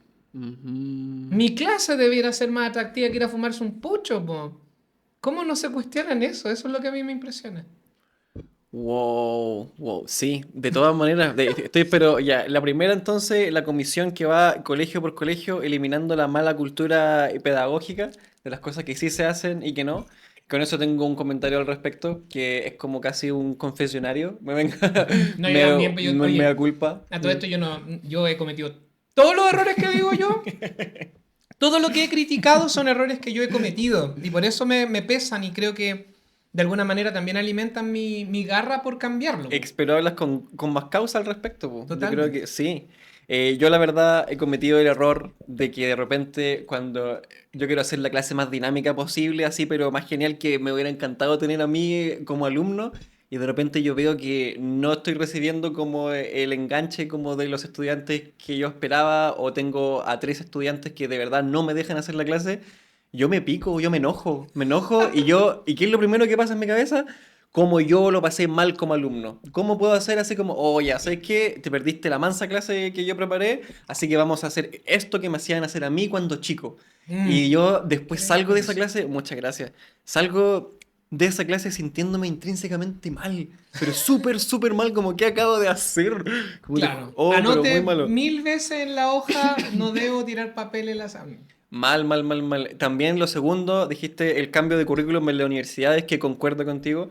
Yo sentí, sin ánimos de criticar ningún currículum universitario, yo entiendo que todos los administrativos quizás estaban haciendo como lo mejor que podían con los Mm, recursos que tenían, pero sí sentí que las clases que me hicieron a mí o en las cosas que se enfocaban en mí era como enfocado más en cómo se hacía, no sé, en Finlandia, en la educación de Finlandia que estaba como súper genial. Veamos cómo educan los profesores en Finlandia, pero no se contextualizaban a la realidad chilena.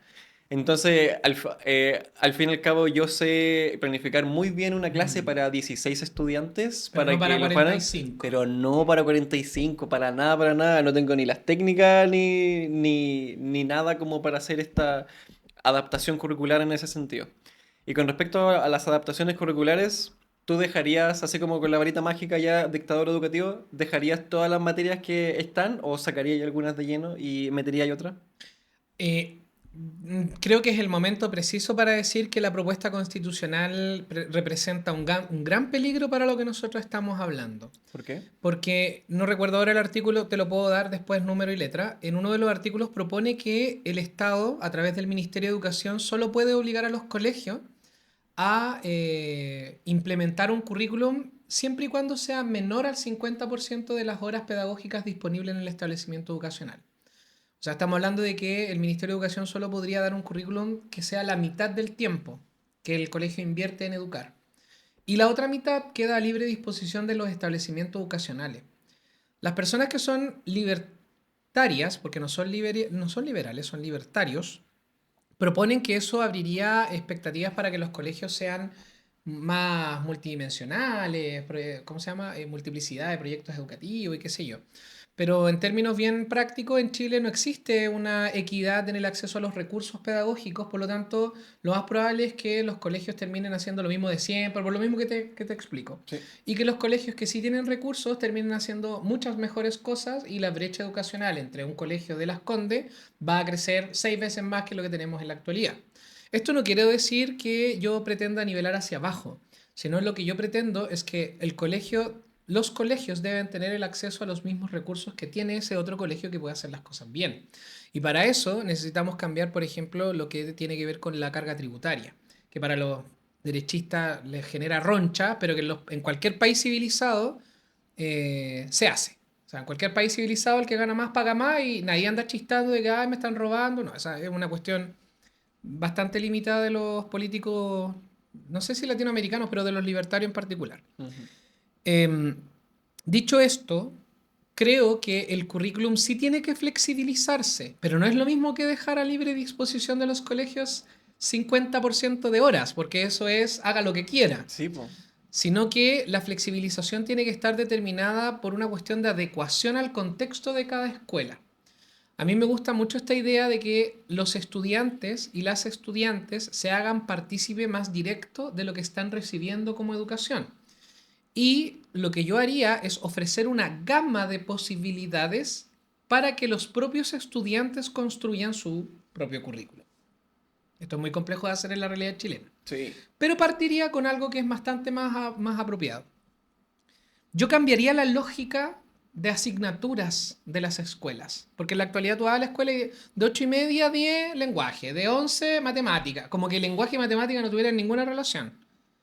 Como que te enseñan todo con bloques aislados. Sí. Matemática, historia, lenguaje, biología. Ujú. Que el otro día música, química, educación física.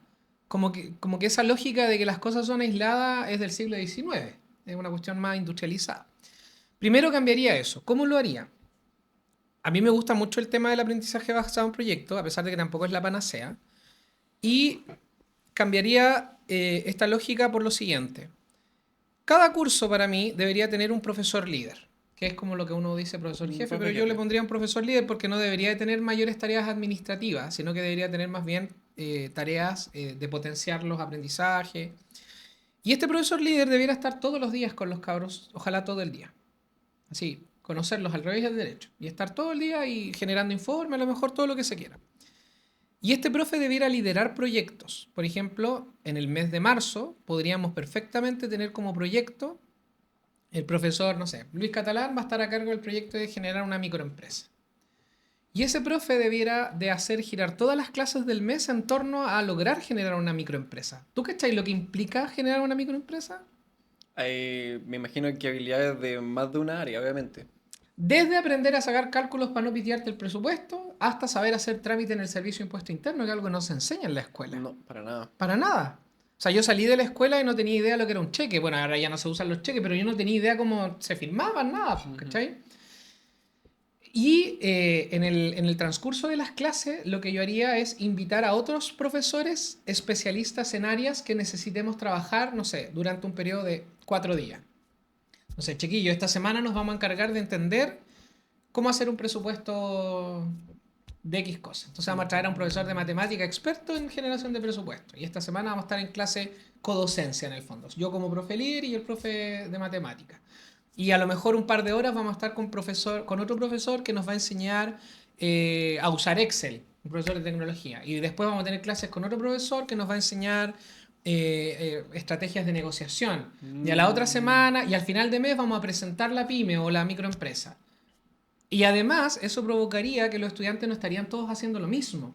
Porque no todos tenemos que ser expertos en todo. Esa cuestión como de... Yo tengo un hermano chico, mi mamá siempre se queja así, ay, es que le fue mal el lenguaje. Pero tiene matemática, historia, ciencia, arte. ¿Qué me importa a mí que le vaya mal el lenguaje? No, es que le fue mal en inglés. Da lo mismo, si al final la trayectoria académica en la escuela, te diré bien francamente, no sirve para mucho. Pero bueno, el tema es que si nosotros hiciéramos este otro modelo, los cabros podrían estar dedicados a cada grupo o cada estudiante a cosas distintas. Ya, entonces tú te vas a encargar del presupuesto. ¿A quién le gustó esto? A mí me gustó, no. Nosotros queremos hacernos cargo del presupuesto. Perfecto. Ustedes van a hacer la estrategia de marketing. Ustedes van a hacer la estrategia. Porque una microempresa no, o una empresa no es pura plata, pues Exacto, es son más cosas. mucho. Entonces, cada profe, o sea, el profe líder lo que tendría como de tarea ahí sería perfilar los estudiantes del grupo, asignarles tareas e ir invitando colegas que permitan ir desarrollando esas habilidades. ¿Cachai? Qué buena, muy ABP. Muy ABP. Ujú. Y lo otro es que eso también nos permitiría, así soñando, que los cursos pudieran mezclarse. En la vida laboral real, yo no estoy en una sala o en una oficina con gente de mi misma edad. Y eso provoca que muchas veces haya personas que tienen pocas habilidades de relacionarse con otros rangos etarios. O sea, yo como joven o como viejo no me sé relacionar con jóvenes o con viejos. Ujú. La idea es que se pudieran mezclar los cursos. Ahora, yo no mezclaría a lo mejor el primero básico con el séptimo básico, no quiero llegar a eso, pero sí podría mezclar de primero a cuarto medio o de segundo a cuarto medio perfectamente. Son edades más o menos relacionadas. Y el proyecto me permitiría ir perfilando también esas habilidades intergeneracionales.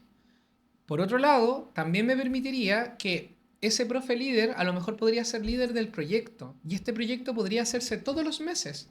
O sea, siempre el profesor X va a estar haciendo entre tal fecha y tal fecha una pyme. Ujú. Cosa de que los estudiantes vayan cambiándose de área conforme van pasando. Ya, vamos a partir con pyme. No sé, para salir de tercero medio tú tenés que haber pasado por un proyecto económico, por un proyecto humanista, por un proyecto científico. Buena. Entonces, ya, ¿con cuál vaya a partir? No me gusta mucho la humanidad, voy a partir haciendo el proyecto de lo que sea, estudio sociológico, X. Ya, vamos, todos los que están para allá. No, después yo voy a seguir con biología. Y voy haciendo que los cabros también vayan comprometiéndose con su currículum. Ahora, eso es un ideal. Sí, pues, sí.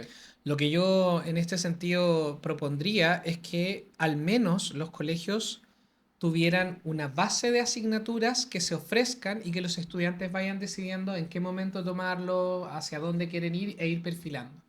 Me gusta mucho esta idea, no sé si funcionaría, pero hay países en Europa donde los chiquillos tienen como un quinto año medio, sexto año medio, que en el fondo es un bachillerato, Bachillerato, sí. donde los estudiantes estudian según las afinidades que han tenido. Ellos pueden proponer una tesina y pueden acceder a la universidad por vía especial. Entonces no tienen que dar la prueba, por ejemplo, sino que presentan esta tesina en diversas universidades, dialogan, entrevistan y ahí la universidad dice ya usted queda seleccionado. Hay que diversificar en ese sentido la educación, creo yo. Me gusta. Es como una mezcla entre ABP, Montessori, genial, pero como lo ideal en el fondo. Eh, Dentro como de lo que dijiste de que los estudiantes decían su propio currículum o su propio camino de los proyectos, ¿asumes en el fondo como que el estudiante va a estar como 100% seguro o va a tomar como buenas decisiones en el fondo para su futuro, entre Para comillas? nada, Ujú, para nada, al ujú. contrario. Creo que tenemos que enseñarle a tomar decisiones justamente porque lo más probable es que no sepan para dónde va la micro. Exacto. Entonces, Ujú. es al revés. Creo que no hay que asumir que el estudiante sabe qué es lo que más o menos quiere. Yo creo que ahí también hay una cuestión cultural bien negativa. Yo no sé por qué las personas creen, de partida, tomar una decisión a los 17 y 18 años sobre el resto de tu vida no lo hace nadie. ¿Ya? O sea, yo me decidí a estudiar pedagogía, ponte tú, y claro, ejercí 10 años, pero ahora yo me estoy dedicando a otras cosas. Me gustaría trabajar en un colegio por plata, más que nada, porque no, no sé, es más estable. Ujú. Pero las personas no tienen por qué dedicarse 100% a lo que estudian, por ejemplo. Eso es una cuestión que uno tiene como metido en el cerebro. Ah, yo Sí. estudié pedagogía, entonces yo tengo que ser profesor el resto de mi vida. No. Por otro lado, progresar, ya sea social o económicamente, no requiere necesariamente un título. Y nosotros también somos, en el fondo estamos bien restringidos culturalmente porque no le enseñamos a los chiquillos a emprender, no les enseñamos a sacar provecho de sus habilidades. De hecho, apocamos sus habilidades muchas veces en la escuela. Ah, está bonito el dibujo, pero eso es para un hobby. ¿Por qué? No, ¿por qué no puedo profesionalizarme en el dibujo? ¿Por qué no puedo dedicarme productivamente a dibujar si es lo que a mí me gusta? No, es que, ¿cachai? Es como que en el fondo siento que ahí lo que falta en el fondo es perfilar al estudiante no asumiendo que sabe, sino que dándole opciones de progreso. Los colegios cometen el grave error de que, como les interesa tanto este tema del puntaje PAES y CIMSE, que asumen que todos los estudiantes quieren ir a la universidad, por ejemplo, Sí. o que todos los estudiantes quieren ir a una carrera técnica en el caso de los técnicos profesionales. ¿Y por qué? ¿Por qué tiene que ser así? No lo entiendo. Muy buena, me gusta. Yo quería ir como a la idea como de la libertad de educación en el fondo, que igual lo tocaste en cierto sentido. Dentro de lo que dijiste de la propuesta constitucional de que el Estado va a dar como un 50% de las horas pedagógicas y O el otro sea, puede 50%. obligar a un 50%. Igual lo Ujú. ofrece, se supone que igual puede ofrecer un Puede currículum ofrecer. Ah, completo, ya, perfecto. pero solo puede obligarte a la mitad. Ujú. Ah, de hecho, es menos de la mitad, como el 49%. Ya, ya, ya, ya. Y eso, ¿qué pasa, por ejemplo, no sé, pues, de padres que no quieren, no sé, pues si en el currículum obligatorio está la asignatura de religión y yo no quiero que mi hijo aprenda religión? ¿Cómo lo hago? ¿Como hay una alternativa como de colegios en la que yo puedo ir como sin religión o todos tienen que aprender religión? En la propuesta constitucional no se dice nada de eso. Ujú. Y de hecho sería ridículo que lo hiciera, no por lo que me estás preguntando tú, sino que no existen constituciones en el mundo que regulen materias de currículum, porque el currículum tiene que ser adaptable, actualizable. O sea, no dice eso. Ahora, en la actualidad, lo que se establece es que esto es bien complicado de explicar porque de repente uno habla solo desde la comodidad de Santiago, Sí. donde tú tenías alrededor tuyo 60 colegios. En cambio, hay localidades en Chile que tienen uno a 20 kilómetros a la redonda. Entonces, lo que se ofrece en la actualidad, lo que se supone es que uno puede elegir el proyecto educativo que más se acomode a tus creencias, valores, etcétera. Pero hay localidades donde la gente está obligada a ir al colegio católico, po. No porque le encante la religión católica, sino que No hay otra. no hay más. Ujú. Y en ese sentido, lo que la ley establece es que no se puede obligar a profesar una religión, pero sí el estudiante tiene que igual rendir la asignatura. También la ley establece que la asignatura de religión no tiene que incidir en el promedio del estudiante de ninguna manera, ni en su promoción. O sea, yo, aunque tenga rojo religión, no puedo repetir por religión. Ujú. Pero eso también supone un problema porque en el fondo, ¿qué hace el profe de religión al final con el chiquillo que no quiere nada de religión? No puedo hacer nada, po. No puedo, pues entonces ahí hay una incongruencia. Yo creo que lo que pasa de partida, y esto lo digo con mucha honestidad y lo lamento mucho por los colegas que estudiaron para religión, pero yo eliminaría 100% religión de las escuelas. No me sirve para nada. No sé cuál es el valor agregado que ofrece hoy enseñar además una religión, que es lo más absurdo del mundo, porque en Chile ni siquiera, yo sé que la mayoría se declara católico, pero ¿cuántas religiones en ejercicio hay en nuestro país? Deben haber unas 7, 10 por lo Sí, menos. por lo menos. Además, la iglesia evangélica, por ejemplo, tiene como 20, ¿cómo se llama? Subiglesias. Entonces, yo lo que haría ahí es eliminar religión, definitivamente decirle adiós a ese vestigio Adiós. adiós, así, adiós, y transformarlo en algo que tenga que ver con el tema valórico, ético, que probablemente tenga que ver con filosofía. Ahora, esos profesores de religión yo les daría un tiempo para que gratuitamente también, porque no puedo ser tan patudo con la gente, cambiara su especialidad nomás, pues si no, no tengo de otra. Si, ¿cuál es el valor agregado de estudiar catolicismo en la escuela? Sí, está como medio raro. A mí me tocó, la verdad. Es rarísimo eso. Moviéndonos un poco como de la educación, aunque la verdad es difícil, somos profe y todos sabemos que los profesores trabajamos las 24 horas del día, 24/7, profe. incluso cuando Lamentablemente. dormimos, exacto. Pero ahora quiero enfocarme más en el lado de tu lado como creador de contenido, Ya. como oiga, profe. Porque a mí cuando me estabais contando de que tenías como a esta profe mentora que te dijo, oye, Lucho, toma el plumón, yo como, ¿dijo Lucho? ¿Y no se llama Oiga? No, Como, pues no me llamo no se Oiga. llama- No me llamo Oiga ni profe. No puede ser. Quería ver cómo fue tu trayectoria con esto de crear contenido. ¿Qué te llamó a crear contenido? Si tenías como algún bichito que te picaba de antes y decidiste como darle nomás como con el crear contenido. ¿Qué te mantiene como creando contenido? Si me puedes compartir un poco de eso sería genial. A mí me encanta la gente que genera contenido, como por ejemplo yo admiro mucho, no sé si admiro en términos profesionales, no creo que se malentienda, pero creo que es muy seco, por ejemplo, Jaime Altozano, que es un tipo que habla de música, publica cosas sobre música y me ha hecho entender muchas cosas de música Sí lo conozco, muy bueno. sin tener expertise en eso. Ujú. ¿Cachai? Muy bueno, muy, muy bueno. Obviamente Germán Garmendia en algún momento también causó algún tipo de inspiración. O sea, yo dije, bueno, este gallo es chileno, o sea, iba en la micro de Maipú a Las Condes, si no me equivoco. Pucha, ¿por qué yo no? O sea, pues, si le resultó a él, ¿por qué no? Y también, por ejemplo, hay un chiquillo también chileno que hace poco se hizo como más o menos conocido en YouTube que se llama Ludofonía, que es como Jaime Altozano, pero chileno, y se metió mucho en el tema de la música de videojuegos. Entonces es un nicho súper entretenido, te explica como la teoría que hay detrás de la música del Mario Bros, de la música, por qué la música de pirata suena a pirata, por qué la música de desierto suena a desierto. Oh, qué Y lo bueno. encuentro maravilloso en Ludofonía. Entonces, ese tipo de contenido a mí siempre me ha gustado en internet. O sea, mi mayor hobby cuando no había internet era revisar la Encarta. Pues, o sea, imagínate. Wow. Yo leyendo artículos de la Encarta era como mi pasatiempo. Entonces, este tipo de contenido me llama mucho la atención y de alguna manera siempre tuve el bichito como de generar algo parecido, pero con el área del lenguaje. Ahora, ¿cuándo se me ocurrió o cuándo me nació este asunto? Yo trabajé hace años atrás en una productora como de contenidos de televisión y de radio que tenían que ver con el área de la salud. Y ahí yo conocí a una directora de televisión, la Vale, que de alguna manera como que me dejó el bichito de la generación de contenido. De hecho, ella es la responsable de que yo me haya puesto Oiga, profe. Porque Uy, yo la siempre historia, le qué buena. contaba, la Vale Poggio, yo siempre le contaba que en la escuela mis niños no me llamaban por mi nombre. De hecho, mucha gente no sabía cómo me llama o cómo me llamaba. Entonces, lo único que hacían era, oiga, profe, oiga, profe, oiga, profe para todos lados. Entonces, y es muy normal eso, pues, Sí, oiga, profe. sí. Además, me da risa porque el oiga, profe, oiga, tiene toda esta impronta como del respeto, que yo no comparto mucho, pero como de la lejanía, del usted. Pero profe es súper informal, pues. Entonces es como, oiga, profe. Es una cuestión, como un choque ahí del registro.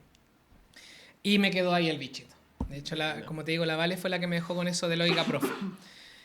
Y años después, por allá por el año 2018, previo al estallido social, previo a la pandemia, yo quedé sin pega. Bueno, en realidad quedé sin pega por el estallido social, porque a mí se me ocurrió la gran idea de comprometerme con los valores sociales. Entonces, en la escuela donde yo estaba trabajando, obviamente no me renovaron contrato, porque ¿qué es esto de que un profe comunista está haciendo clase? Obviamente. Entonces, no me renovaron contrato. Como que fuiste a marchar y salió Fui a público. marchar y claro, no, chao, o sea, olvídate. Yo me acuerdo. Y además, yo, como te digo, siempre he sido de la misma idea de que yo no tengo por qué guardarme las opiniones si las opiniones no son un delito. Yo en ningún caso estoy diciendo, cabros, hay que tomarse el poder. No. Pero, ¿qué opina? Opino X. Chuta, pero profe, pero usted averigüe. No, colega, yo una vez, bueno, tendría hartas cosas que contarte, pero también con los colegas soy así, o sea, es como, esto es lo que opino, no me gusta, me parece lento, me parece mediocre, me parece bueno, me parece excelente. Porque, ¿cuál es el problema de decirlo? No entiendo esa cuestión. Como que demonizamos estar en contra de la autoridad, Claro, o de las más cosas que encima- nos dicen. Totalmente, y en el gremio de los profes lamentablemente está muy incrustada esta cuestión salamera, como de que uno tiene que siempre encontrar bueno lo que hace el colega, y no, ¿por qué? Si no, ese no es el camino, celebrarnos los gases, como dicen algunos. No, pues uno tiene que también tener esa perspectiva. Y yo no digo que no me puedan criticar, al contrario, yo cuando alguien me critica, hay críticas que me duelen más, críticas que no me importan, hay críticas que valoro, pero tienen que decírmelo. ¿Cachai? Y yo al menos trato siempre de estar aprendiendo, entonces no entiendo esa cosa como de no poder decir nada. Bueno, la cuestión es que quedé sin pega y con el estallido social, claro, se puso compleja la situación social y también después vino la pandemia, que fue como justito así como al año siguiente. 2019, 2020, sí. Claro, entonces quedó como la escoba ahí y me costó mucho encontrar pega. Y todo ese tiempo que estuve sin pega formal, así como en un colegio, yo todavía vivía con mis tatas, entonces de alguna manera podía descansar ahí, pero de todas maneras no era lo que no me hacía sentir cómodo. Para no sentirme inútil, empecé a generar contenido. Y yo dije, bueno, si puedo hacer lo mismo que hago en una clase y lo puedo pasar a YouTube. Sí, po. Y yo partí en YouTube. Partí haciendo un video explicando sobre argumentación. Yo estaba mucho más flaco que ahora porque además me habían operado hace poco y tuve como una complicación y llegué a pesar como 40 kilos. ¿De qué te operaron? Bypass gástrico. Oh, 40 kilos. No pesé 40 kilos, pero debe haber, no sé, llegué a talla 42, po. Wow, ya. Era así, chiquitito. Sí. Ya, en ese video salgo muy flaco porque estaba en esa época y como que expliqué argumentación. Y no le fue muy bien, o sea, le fue bien, pero yo no sabía qué era irle bien. Como que tuvo 3.000 visualizaciones, ponte tú. Wow, Y yo decía así como, buena. Pero Jaime Altozano, es que por eso te digo lo de Jaime Altozano, porque tiene 23 millones de seguidores. Sí, po. Él sube un video y a las 2 horas tiene 1 millón de visitas. Y yo decía, 3.000, ya, ok. No. Está bien. Y les fue bien, pues. Le mostré a mis colegas, me acuerdo, todos así como, y empezaron ellos, mis amigos, colegas que había tenido, empezaron a compartir el contenido. Qué bueno. Me hice el Instagram. Y en el Instagram yo subí una foto como del... La primera foto, de hecho, que tengo en Instagram es como del Adobe Premiere abierto. Como aquí. Porque a mí me daba vergüenza también salir en la cámara. Y ya dije, ya aquí está dado. Y después empecé a subir videos así como 10 datos curiosos de... Pero siempre pensando en lenguaje. Y en el camino me pillé con la vieja de lenguaje, que es otra gran influencer en el área del lenguaje, el profe Renato, que también sube contenido de lenguaje, y me empecé a pelear con otros profes de lenguaje. Y yo dije, a ver, si yo hago lo mismo que ellos, estoy en competencia directa con ellos. Y no me gusta esa cuestión porque creo que todos merecemos el espacio que tenemos en las redes sociales. Y a mí me sale a flor de piel la opinión política, entonces dije, ya, aquí yo me voy a tener que quemar porque nadie lo está haciendo. Nadie lo está haciendo y creo que sí, ya vamos nomás. Y empecé como a tirar como de esa onda. Bueno, después encontré pega como en un cargo directivo durante un año, después encontré pega en otro colegio, pero ahí empezó a salir este tema como estaba el estallido social más la pandemia, empezó a salir el tema de la convención constitucional. Y en ese camino, como de generar contenido político educacional, me pillo con la lista del pueblo. Sí. Vi tu primer TikTok. Tu primer TikTok, noviembre del 2020. Sí. 23 de noviembre del 2020. Oiga, profe, ¿por qué es importante la educación parvularia? Ese es el primer TikTok. Y tenía que ver con esa como... Bueno, ¿Por qué me pasé a TikTok a todo esto? Porque YouTube implica mucha pega. Sí, Bueno, sí. tú estás metido en esto, entonces a mí me implica mucha pega y yo no tenía tiempo. Hasta el día de hoy yo, bueno, podría hacerlo, he intentado, pero es que es tanta la pega que a mí no me gusta la edición de video a ese nivel, po. O sea, yo te puedo editar el Reel, el TikTok, pero es que eso... Pero sí, pues los videos que tenía en YouTube son como de 15 minutos, 10, 15 Claro, minutos más o entonces para menos. mí eso es cortar mucho, agregar efectos de sonido, agregar efectos de video, que el encuadre, que la cuestión. Quizás lo volveré a hacer, pero yo creo que necesito apoyo y no lo puedo hacer yo solo. Y TikTok, yo descubrí TikTok cuando, o sea, yo ya lo conocía, pues si yo ya tenía una cuenta de TikTok como usuario nomás, pues. Pero empecé a cachar cómo editar los videos y era muy fácil. Entonces dije ya, oiga, profe, ¿por qué es importante la educación para Muy bueno. Y después era como siempre con el, oiga, profe, ¿y por qué esto? Oiga, profe, ese era mi formato, como pregunta, respuesta, pregunta, respuesta. En ese tiempo TikTok dejaba grabar videos como de 40 segundos, todavía no se podían grabar de 3 minutos. Ya. Eran como 40 segundos, un minuto. Es no más. difícil condensar información que tenías como en tan poco tiempo, tenés que hablar rápido, tenés que hacer Totalmente. directo, es muy Totalmente. difícil. Totalmente. Y más encima yo tenía los dientes chuecos, tenía frenillo, me daba vergüenza, me trababa, me daba mucha rabia grabar porque yo tenía que grabar, Oh, borrar, grabar, me pasa lo a cada mismo, rato. sí. De repente decía una palabra no mal, sino que pronunciaba raro, o decía, no se entendía si yo decía alumnas o alumnos, porque yo tengo la costumbre de decir como niños, niñas y adolescentes, pero a veces digo niñas, niñas y adolescentes, o niños, niños y adolescentes, ya, era como... El pelo a la cola, pero es que a mí me causaba toque. Sí, Era po, como, sí. no puedo avanzar, tengo que borrar esa No cuestión. voy a subir esto. Sí. No, y muchas veces tuve que borrar todo el video y empezar todo, no, entonces era un cacho. Y ahí se empezó a generar. Como me metí en este tema más político, yo al principio con la lista del pueblo no tenía mucha relación, era como, de hecho tenía otro grupo que se llamaba Docencia Ciudadana, así como, bueno, no, es que se está organizando el pueblo, vamos avanzando, ya, bacán. Pero, no sé, como que no tenía mucha relación al principio. Hasta que me ofrecen como ser precandidato a Al constituyente. constituyente, sí, también lo vi. Había que juntar firmas, qué sé yo. ¿Y La cómo cuestión te lo es ofrecieron? ¿Te que... llegó un comentario en TikTok? ¿Te llegó un DM? ¿O te llegó un mail? No, lo que pasa es que me contactó uno de los chicos que era como productor audiovisual de la lista del pueblo. Ujú. Y él fue el que me dijo, oye, vos tenés como el Desplante, caché. Y yo así sí. como, me muero de vergüenza, pero bueno, sí. Pero Y te me hicieron atreviste, qué grabar un buena. video sobre qué es lo que debería decir la Constitución sobre educación. Que es uno ya como el primer video producido donde yo digo la actual Constitución, y Sí, salgo donde con salís el como, corbatín. sí, como con un fondo que se mueve, así, Sí, sí, así sí lo como vi. lo que la actual Constitución dice tal. Es muy antiguo ese video. Y ahí este cabrón me dijo, no, sí, ya, sí tenéis desplante. Porque él editó todo eso, yo no hice nada. Po. Y ahí empecé como a viralizarme un poco. Y fue bien vertiginoso después porque empecé a llenar, se llenó de hate. No, sorry. Empezó como ahí a llegar gente como, donde te pillo te mato. Ya, Era pero bien, así como de estilo sí, amenaza, sí, ¿sí? totalmente, hasta el día de hoy, pues. Oh. Y bueno, igual a veces baja, pero es bien complicado el tema de las redes sociales. Y el primer video que se viralizó, creo yo, o al menos del que yo recuerdo que se viralizó mucho, fue cuando ya estaba como en la convención, pero yo no era, al final no pude ser candidato porque yo aparecí inscrito en un partido político.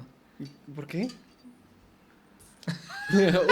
Ups, ups, sí, ya no existe el partido político, así que da lo mismo, pero en ese momento aparecí y no podía participar. Porque para participar bajo la lista del pueblo había que ser 100% independiente, o sea, no podía tener militancia política, esa era como la idea. Ya, la cosa es que no fui, pero como te decía... No se te derrumbó el mundo, seguiste. No, para nada, seguí subiendo contenido y me ofrecieron ser asesor de comunicaciones de uno de los chicos de la lista del pueblo. Bueno. Y en ese trabajo, no sé si fue un poquito antes, como en ese trayecto, la Tere Marinovich fue electa como convencional constituyente. Y justo ella salió diciendo una cuestión sobre el auto mini que tiene el Jadwe. Como de que como el compañero Jadwe tiene un auto mini que cuesta como 30 millones de pesos, qué sé yo. Y ella salía como en una foto con un auto mini, como diciendo, este es mi auto. Yo también tengo el auto mini del compañero, no sé, una cuestión muy X. Y yo le eché la foca, pues, porque en la declaración de patrimonio ella no dijo que tenía el Audi, habían varios como papeles que no hizo, ¿cachai? Y yo fui y le tiré así como, va, y ese autito que está ahí, no, porque es de tu marido, pues, y una cuestión así. Como que reaccionaste así a ese... Ya, Esa buena, noticia buena, como buena. que... Y que esa cuestión de haber tenido como 2 millones de reproducciones y yo ahí me volví mono. Y el chiquillo audiovisual de la lista me dijo, ese es tu nicho. Como la denuncia, el agarrar para el chuleteo, la ironía. Y al final el Lógica Profe es como tres cosas, pues, porque de repente habla de educación así súper, no, mira la educación. Y a veces está como, oye, voy. Pero eso es el Lógica Profe. También sí, debo decir que me gustó un estilo de videos que a mí me gusta mucho, que hiciste de palabras que usamos en español que no vienen del español. O que me gustó mucho, las anoté incluso, como el cachai, como el bistec, como todas esas palabras, me gusta ese tipo de contenido. Pero claramente el contenido que tiene más views es tu contenido político, así pero al desnudo, así, todas las cosas que hay que decir. Definitivamente. Eh, al- en, entonces, en tu trayectoria de creador de contenido, me imagino que sí, pues tuviste como muchas dudas, hubieron muchos desafíos que superaste, encontraste como tu nicho, entre comillas, y solo te centras o te cierras como en esas tres cosas que me dijiste de contenido, o igual piensas expandirte en algún momento, o de repente como que te da como la creatividad, así te da ahí.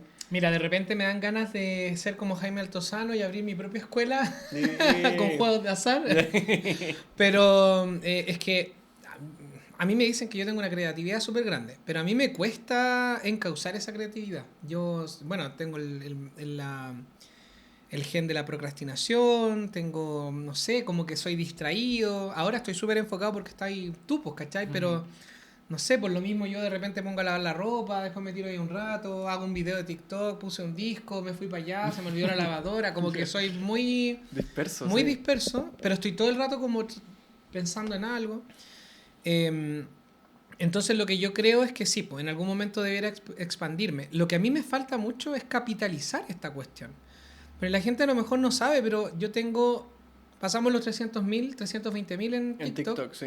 y en Instagram pasamos los 81.700. Ujú. Y resulta que uno puede creer que una persona con esa cantidad de seguidores genera mucha plata, pero yo Yo, no genero un peso. yo imaginaba que iba a llegar a una mansión, la verdad. No, no, no, no, no. Esto es un depa nomás acá en la Florida, así que... Pero no genero casi nada. O sea, igual he generado plata, porque por ejemplo, no sé, pues ahora yo... Tenía un curso. Po. lo que pasa es que no es mío ese Ah, curso. ya. Esa empresa la hizo un ex alumno mío de hace muchos años, que me Ujú, pilló en el transcurso del Oiga Profe, nos ujú. volvimos a hablar. Y me contó que tenía una UTEC. Entonces me dijo si quería ser profe. Y yo, de hecho fue antes de ser Oiga Profe, me dijo así como, oye, no Mm. quería, ya, sí. Y en el fondo fue como laboral, pero no podría decir que fue consecuencia del Oiga Profe, eso estaba antes del Oiga Profe y ahora le saco provecho. Ah, Pero al entiendo. final la empresa no es mía, pues de este chiquillo. No sé, me han contactado marcas, por ejemplo, ahora estoy con Tether, que se encarga como de generar un software online para hacer comparativas entre establecimientos educacionales y que las familias sepan elegir colegio para postulaciones. Qué buena. Porque en la actualidad hay un gran problema con eso, la gente se queja mucho del SAE, del sistema de admisión escolar, pero porque postulan a colegios de muy alta demanda. Entonces, por mucho que uno quiera, desee y se encomiende a Dios de que quede en el colegio X, si ese colegio tiene un cupo y postulan 8 millones de personas, el día del ñao que vaya a recibir un cupo. Entonces no Sí. puede ser. Y muchas veces la gente postula a colegio, el argumento que suelen usar, la mayoría de las familias cuando elige un colegio para los niños, no se fija en el PI ni se fija en el rendimiento académico. Se suele fijar en cosas más como emocionales, como buen ambiente, está cerca, conozco a alguien, Ujú. me cae bien, es bonito, como cosas de esa naturaleza. Y los colegios con muy alta demanda sacan provecho de esa situación. Entonces su marketing como colegio es en función de la buena fama que tienen. Pero hay otros colegios que tienen la misma infraestructura o mismo resultado o un mismo ambiente y las familias no los conocen. De hecho, hay, Mm. hay algunos estudios que te dan la información de que las familias conocen como el 30% de la oferta académica efectiva que ellos tienen. O sea, de cada 10 colegios que hay alrededor de tu casa, la mayoría de la gente conoce Ujú. 3. ¿Y esta aplicación está online ya? ¿Como que se Sí, puede sí. estar? Oh, El nunca lo había explorador se escuchado. llama. Tú te metes a chile.explorador.com o sigues a explorador-cl, ahí haciendo la mención. Y pues, no lo hago por una cuestión económica, no me van a pagar por esta mención, pero sí es importante que... Mira, yo con las marcas que he hecho como ciertos convenios de promoción, lo he hecho siempre pensando en que, primero, un aporte. Segundo, le da un valor a la cuenta también. O sea, yo al hablar de Tether, no lo hago porque Tether a mí me va a pagar millones de pesos en nombrarlo, sino porque creo que están haciendo una pega súper importante, muy interesante y es gratis para los usuarios. Ellos no cobran porque la mamá se mete a la página, que hay otros que cobran, que no estoy criticando que cobren o no, pero me parece que es un valor agregado que no cobren, ¿cachai? De todas maneras, sí. Entonces, nada, pues está buena la herramienta para que la gente aprenda como a elegir y ahí sepa postular. Hay gente que me ha dicho, profe, ¿sabe qué? Siguiendo los consejos de esta aplicación, ahora tengo un colegio, pensé que era más difícil, bacán. y no, pues ahí tienen más claridad. Con otras marcas, no sé, pues Editorial Planeta, aunque Editorial Planeta me decepcionó un poco porque empezó a publicar mucho texto de fake news, como de información falsa. En España hay un tema porque hay un tipo que publicó un libro bajo Editorial Planeta transfóbico. Entonces a mí no me gusta ya cuando se ponen así. Así que ahí corté un poco las relaciones. Ahora me mandó libros Pehuen, que Pehuen es súper buena editorial también ahí en términos de centrado como en los latinoamericanos, en los chilenos. Pero no he capitalizado en el sentido, yo no me estoy haciendo millonario con esto. Debería, pero... Sí, de Y todas con el maneras. nivel de seguidores de repente se puede, pero yo de repente ofrezco cosas, no funcionan, entonces yo no sé si no tengo buen olfato para los negocios, no tengo idea, pero Somos profes. no sé, yo ahí eso es lo que me falta. Creo que el paso que sigue en las redes es seguir sacando provecho, va a sonar súper feo, pero también tengo que sacar provecho económico. Mi ideal, y por eso también cito a Jaime Altozano, Jaime cuenta entre sus videos, sobre todo antes, que él intentó ser profe y que odiaba el sistema educacional. Que al final es lo mismo que pasa acá. Y él se dedicó como a... Él no es músico, de hecho. Él es autodidacta, se ha profesionalizado, pero él no estudió música, ¿cachai? Y se dedicó como a animar. Me acuerdo que él contaba que hacía, no sé, matrimonio. Ya, tocaba el piano en un matrimonio. No sé, graduación, tocaba el piano. ¿Cachai? Como que ese era su plus. Y como explotó en las redes sociales, él decidió que las redes sociales iban a hacer su trabajo. Entonces todo lo que él hace es en función de las redes sociales, pero eso le trae rédito económico. ¿Para qué? Para no tener que depender de otro trabajo. Entonces cuando él va a animar una fiesta, él hace eventos, lo invitan a charlas, pero él no depende de eso, po. Él depende de su comunidad. Entonces mi sueño, mi gran sueño como diga profe sería que mis redes sociales fueran mi pega y que todo lo demás fuera un complemento. ¿Cachai? Qué buena. Porque, bueno, ahora ese es el sueño del pibe, pues, pero de todas maneras la idea es como profesionalizarlo hasta ese nivel. Porque, y aquí tiene que ver con una cuestión que a lo mejor uno no se da cuenta, estar en redes sociales tiene muchas consecuencias. De eso quería hablar ahora. Justo. Y una de las consecuencias, creo yo, hasta ahora es que me está costando mucho encontrar trabajo. Yo no sé por qué. Si yo no digo nada. Si yo simplemente divulgo contenido, yo la verdad no sé qué es lo que pasa. Pero me está costando mucho encontrar pega. Bueno, al menos yo he buscado pega como en colegio, como haciendo clases, y no me están pescando ni en bajada. No quiero pensar mal, no quiero pensar que haya una mano negra, me imagino que no la hay. Yo no me siento tan importante como para llegar a pensar de me tienen mala. La UDI... El sistema me odia. Claro, la UDI está haciendo que... No creo, yo creo que ni me conocen. O a lo mejor sí, pero no creo que le interese hacer algo como esto. Se cayó como algo ayer. Como un fantasma. Debe haber sido la... El fantasma de la UDI que está acá. Claro. Y... pero claro, me está costando encontrar pega, entonces me desespera un poquito. Y creo que de alguna manera se relaciona con que yo salga en un video diciendo X cosas. Aparte que la gente, delante te dije el tema del hate, dicen un montón de... O sea, no es que digan muchas cosas de mí, insisto, yo no sé, no me debe conocer mucha gente en términos como de que encuentren relevante mi existencia, yo no siento eso. Pero sí ha habido ocasiones en las que el hate es agresivo, pues como... Bueno, el si te pillo te mato creo que es lo más agresivo que he recibido. Pero así como no hay a encontrar pega o te vamos a denunciar. Una vez un tipo puso como una cuestión súper delicada, como que yo había sido expulsado de un colegio por temas gravísimos. Y yo así como, ¿De qué colegio? No, hace 3 meses a ti te echaron de... Hace 3 meses. Loco, yo estaba trabajando en la convención. O sea, el loco estaba, pero... Inventando... Perdidísimo, así como... En otro planeta. Y yo así como, pero dime qué colegio era, po. No, es que esto lo sabes tú nomás. Pero dilo, po. De hecho, mucha gente empezó así como... ¿Está fijado el comentario? Dilo, dilo, dilo. No, si al final de mucho tiempo después fue... No, si esto era una broma. Uy, pero Y yo así como... el daño está hecho en el fondo casi a veces, po. De hecho, hice un video así como, a lo mejor esta persona no se da cuenta, pero el daño que provoca, a mí me importa un bledo, pero hay gente que no tiene más pega. Exacto. Entonces es como, no sé, ahí yo creo que esa es como la mayor consecuencia negativa de estar tan expuesto. Qué bueno que lo mencionaste porque justo como tú con tu cantidad de seguidores ya eres como una figura pública en este sentido, po. Como en la educación, el hecho de, como de que alguien hable de educación, de creadores de contenido, de educación, no sé, pues fuera de las editoriales como la Santillana y cosas así. Claro. Un creador de contenido, un influencer, el primero que se me viene a la cabeza eres tú. Dentro, Gracias. No sé si dentro eso es un halago Tómalo como quieras. Tómalo como quieras. Pero... o una amenaza Ya, derechamente. no. Pero si te pillo te mato. Claro, sí, tiene tema. Que me imagino que igual el hecho de ser figura pública te pone como en aprietos, pues te pone como en situaciones como que ahora no podía encontrar pega. No sé si te han llegado como comentarios cuando sí estáis trabajando como, oye, pero esto no lo conté en tu TikTok o no lo conté como en esto, como... Mira, la última experiencia laboral que tuve formal como haciendo clases fue en el Duoc, que a todo esto mucho cariño al Duoc, porque al menos el Duoc del Plaza Vespucio, yo ahí trabajé. Mi jefa, la Alejandra, seca, Alejandra. No, es que es muy seca en el sentido de que ella tenía muy claro para dónde iba la micro, nos daba alineamientos súper claros como de hacer la pega, entonces ella había sido profe del Duoc, entonces como que ascendió, Buena. muy, muy seca.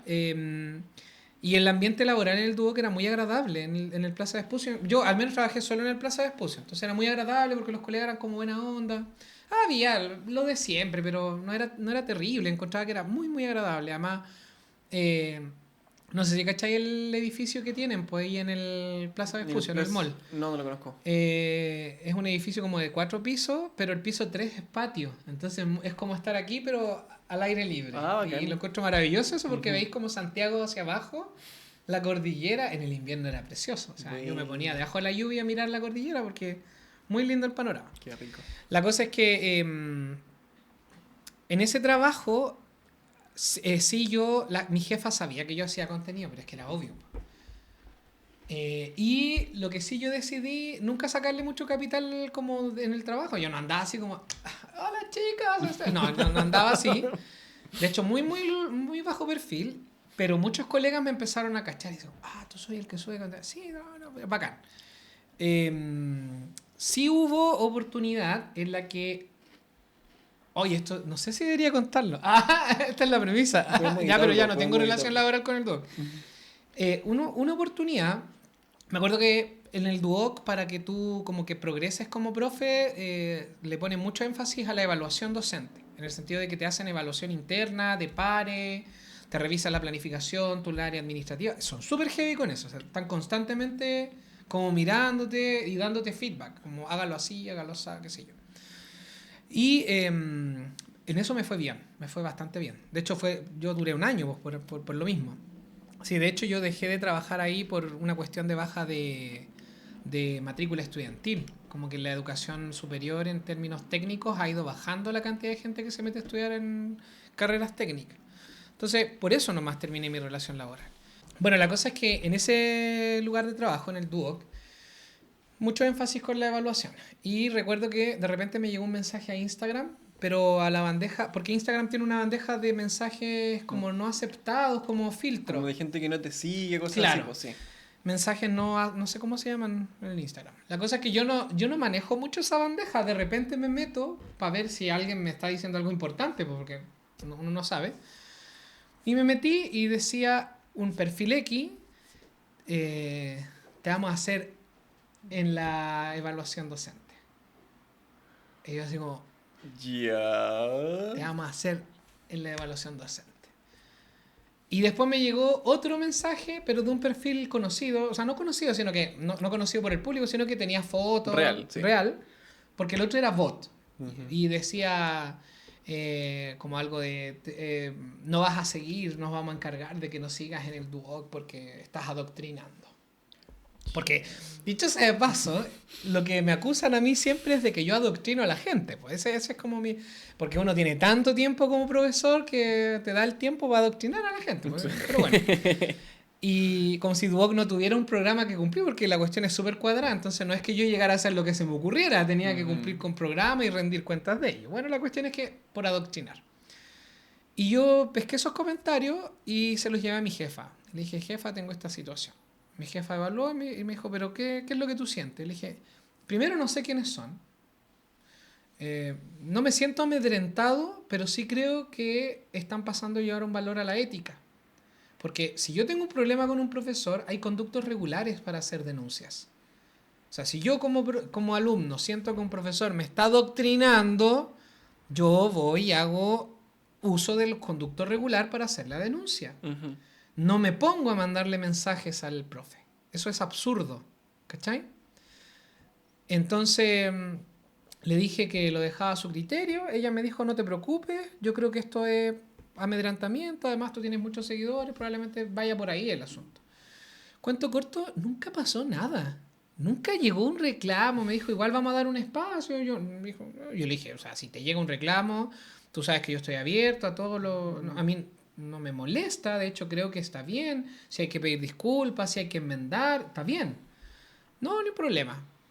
No pasó nada, nunca. O sea, estamos hablando de que esto ocurrió, ponte tú, no sé, yo partí en agosto, esto debe haber pasado en septiembre y en diciembre, nada, no pasó nada en 3 meses. Oh.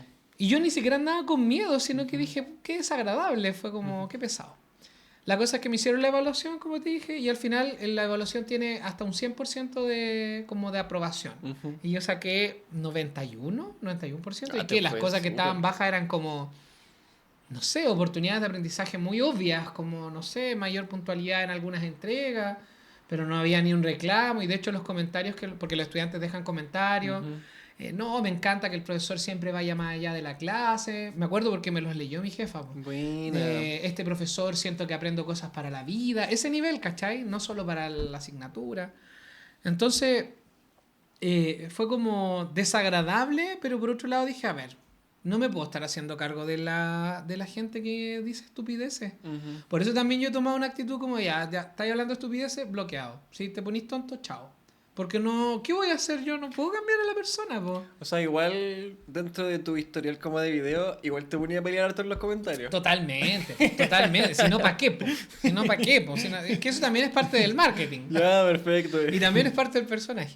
Pero de alguna manera, sobre todo aconsejado por mi pareja y por una cuestión de sanidad mental, también le he bajado, no un cambio a lo mejor a eso que tú decís como de pelear, pero también de elegir las batallas, como de, ya, este gallo está hablando estupideces, no, chao, no me voy a poner a pelear con un libertonto, por ejemplo. Perdón que lo diga así, pero es que no tengo tiempo para eso ya. Salvo que lo que diga sea una oportunidad como para demostrar un argumento erróneo, así como, no, es que los privados son siempre, bueno, ya, fuente. Sí, po. Uh-huh. No, he notado igual que siempre da el espacio como para la argumentación y para la conversación.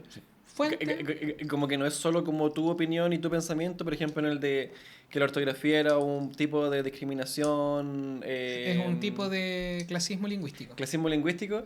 Había un comentario como que más que como tirarte para abajo, como que era abierto a la discusión y a la conversación, y como que yo estuve leyendo, como, oye, qué interesante que se formen este tipo de conversaciones en los comentarios, como de un reel, qué bueno. Claro que sí, pues, y de Muy hecho buena, esa es la sí. idea. Esa es la idea. Por eso Sí. te digo que también la gente que como que llega con una impronta así como, si tú solo soy adoctrinador, ya, eliminar. Porque ¿qué voy a discutir con alguien así? Sí, next. Ahora, ya para ir cerrando, profe, quiero 2 consejos. Hemos hablado harto. Sí, ¿Cuánto llevo? 1 hora 50. Manso Está bien, capítulo. está bien. Voy a estar 4 horas editando esto, no importa. No importa. Primer consejo. Para mí, como creador de contenido, yo estoy recién empezando en este camino del guerrero. Y como tú ya llevas harto recorrido, me gustaría saber qué consejo me darías como para mantenerme en el camino, para mantener como la constancia y para ir creciendo en el fondo. Hace poco se viralizó como un trend en TikTok que hablaba justamente de este tema de los influencers. Yo no caché porque yo de repente, a pesar de que paso como mucho rato en las redes sociales, de repente no sé de qué está pasando. Así como que yo Ujú. no me entero de muchas cosas. Pero por lo que caché, tenía que ver con que habían influencers que se quejaban de que en el fondo era muy demandante ser influencer y no les generaba plata. ¿Qué es Ujú. lo que te acabo de contar? Pero uno dice, oye, Estamos, tengo... sí. Ujú. Eh, pero había varios, el Franco Castaño creo que el apellido, el Franco, que también somos amigos en TikTok, dijo algo que a mí me representa muy bien. Tú no puedes pretender partir comiéndote el mundo. Tú no puedes partir en las redes sociales creyendo que vas a ser millonario ahora. Tú tienes que siempre hacerlo pensando en el largo plazo. Eso es algo que a mí me costó entender. Porque la primera vez que yo me viralicé, que fue con este video de la De la Tere, tele, sí. 2,5 millones de reproducciones, yo pasé de tener, no sé, pues 2.000 seguidores a tener 10.000 seguidores. Y yo dije, chuta, Wow. esta es la papa, pues en 2 meses voy a tener 1 millón de seguidores. No, no es así. Y además, es complicado porque no todo el contenido, es muy raro, la gente es muy random. Entonces, lo mismo se me viralizó el video de la Tere Marinovich y después no se viralizó nada más hasta, no sé, ¿qué otro video se viralizó una vez? Lo de la ortografía, ponte tú. Le fue Ujú. súper bien y yo pensé que iba a generar discusión, pero tuvo como 100.000 reproducciones, ponte tú en Instagram. Y eso es harto en Instagram. En Sí. TikTok no es tanto, pero en Instagram sí es mucho. O sea, 100.000 es harto en TikTok también, pero tiene menos como que por ejemplo, si tú tenés 2 millones de visitas en TikTok, te van a seguir, ponte tú, 2.000 personas. Ujú. Pero si en Instagram tú lográis 2 millones de reproducciones, te van a seguir 20.000 personas, porque Mm. tiene una conversión como más directa. Ah, qué Hay más gente buena. No siguiéndote en sabía Instagram. eso, buena. Entonces, con eso yo creo que ese consejo es súper bueno, como no pensar en el ahora, así como me voy a hacer famoso, Si no, sino que ya, eso.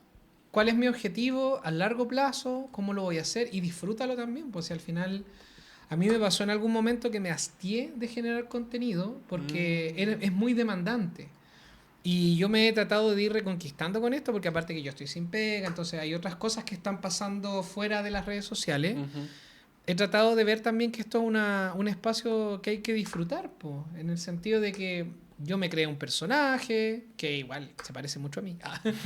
Em, y trato de que se genere eso, pues como disfrutar lo que estáis generando, disfrutar el contenido y no ser tan como... Porque hay influencers, creo yo, que se les sube mucho los humos a la cabeza al tiro, como de que se sienten, no sé, como que se sienten la última chupa del mate. Y no es Mm. así.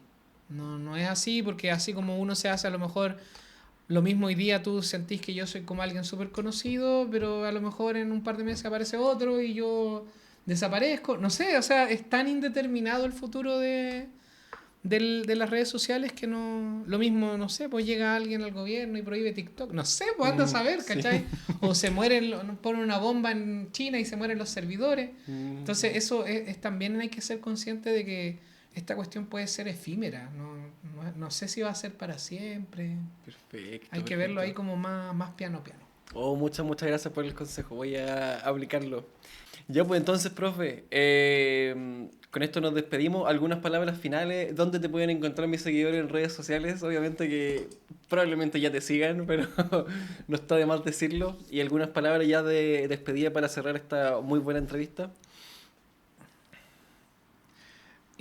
A ver, tenía como armado un discurso y se me Un olvidó. discurso.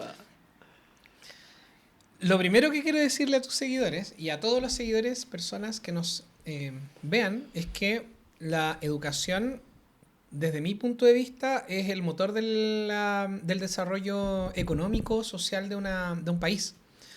Y por lo tanto, nuestro trabajo debiera estar focalizado, no sé si nuestro trabajo en realidad, espérate que tengo un Ujú. pedacito de... Esto se corta, no te preocupes. Ahí sí. Y como yo creo que la educación es eso, como creo que la educación es el eje central para el desarrollo, la sociedad debiera aprender como a exigir que sea prioridad en las conversaciones públicas. Siento que nosotros perdimos una sinergia bastante interesante que se generó con el estallido social. Y digo la perdimos porque en el fondo creo que ahora ya no hay energías para seguir con el proceso constituyente ni seguir exigiendo mayores cambios transversales. Pero es una cosa que no se nos debe olvidar nunca, porque la educación es el centro del desarrollo económico-social y por lo tanto debiéramos empezar a exigirle no solo a las autoridades máximas, como el ministerio o el gobierno, sino que también a las autoridades más locales, como las municipalidades, los administradores, los SLEP, nuestros propios directivos, etc.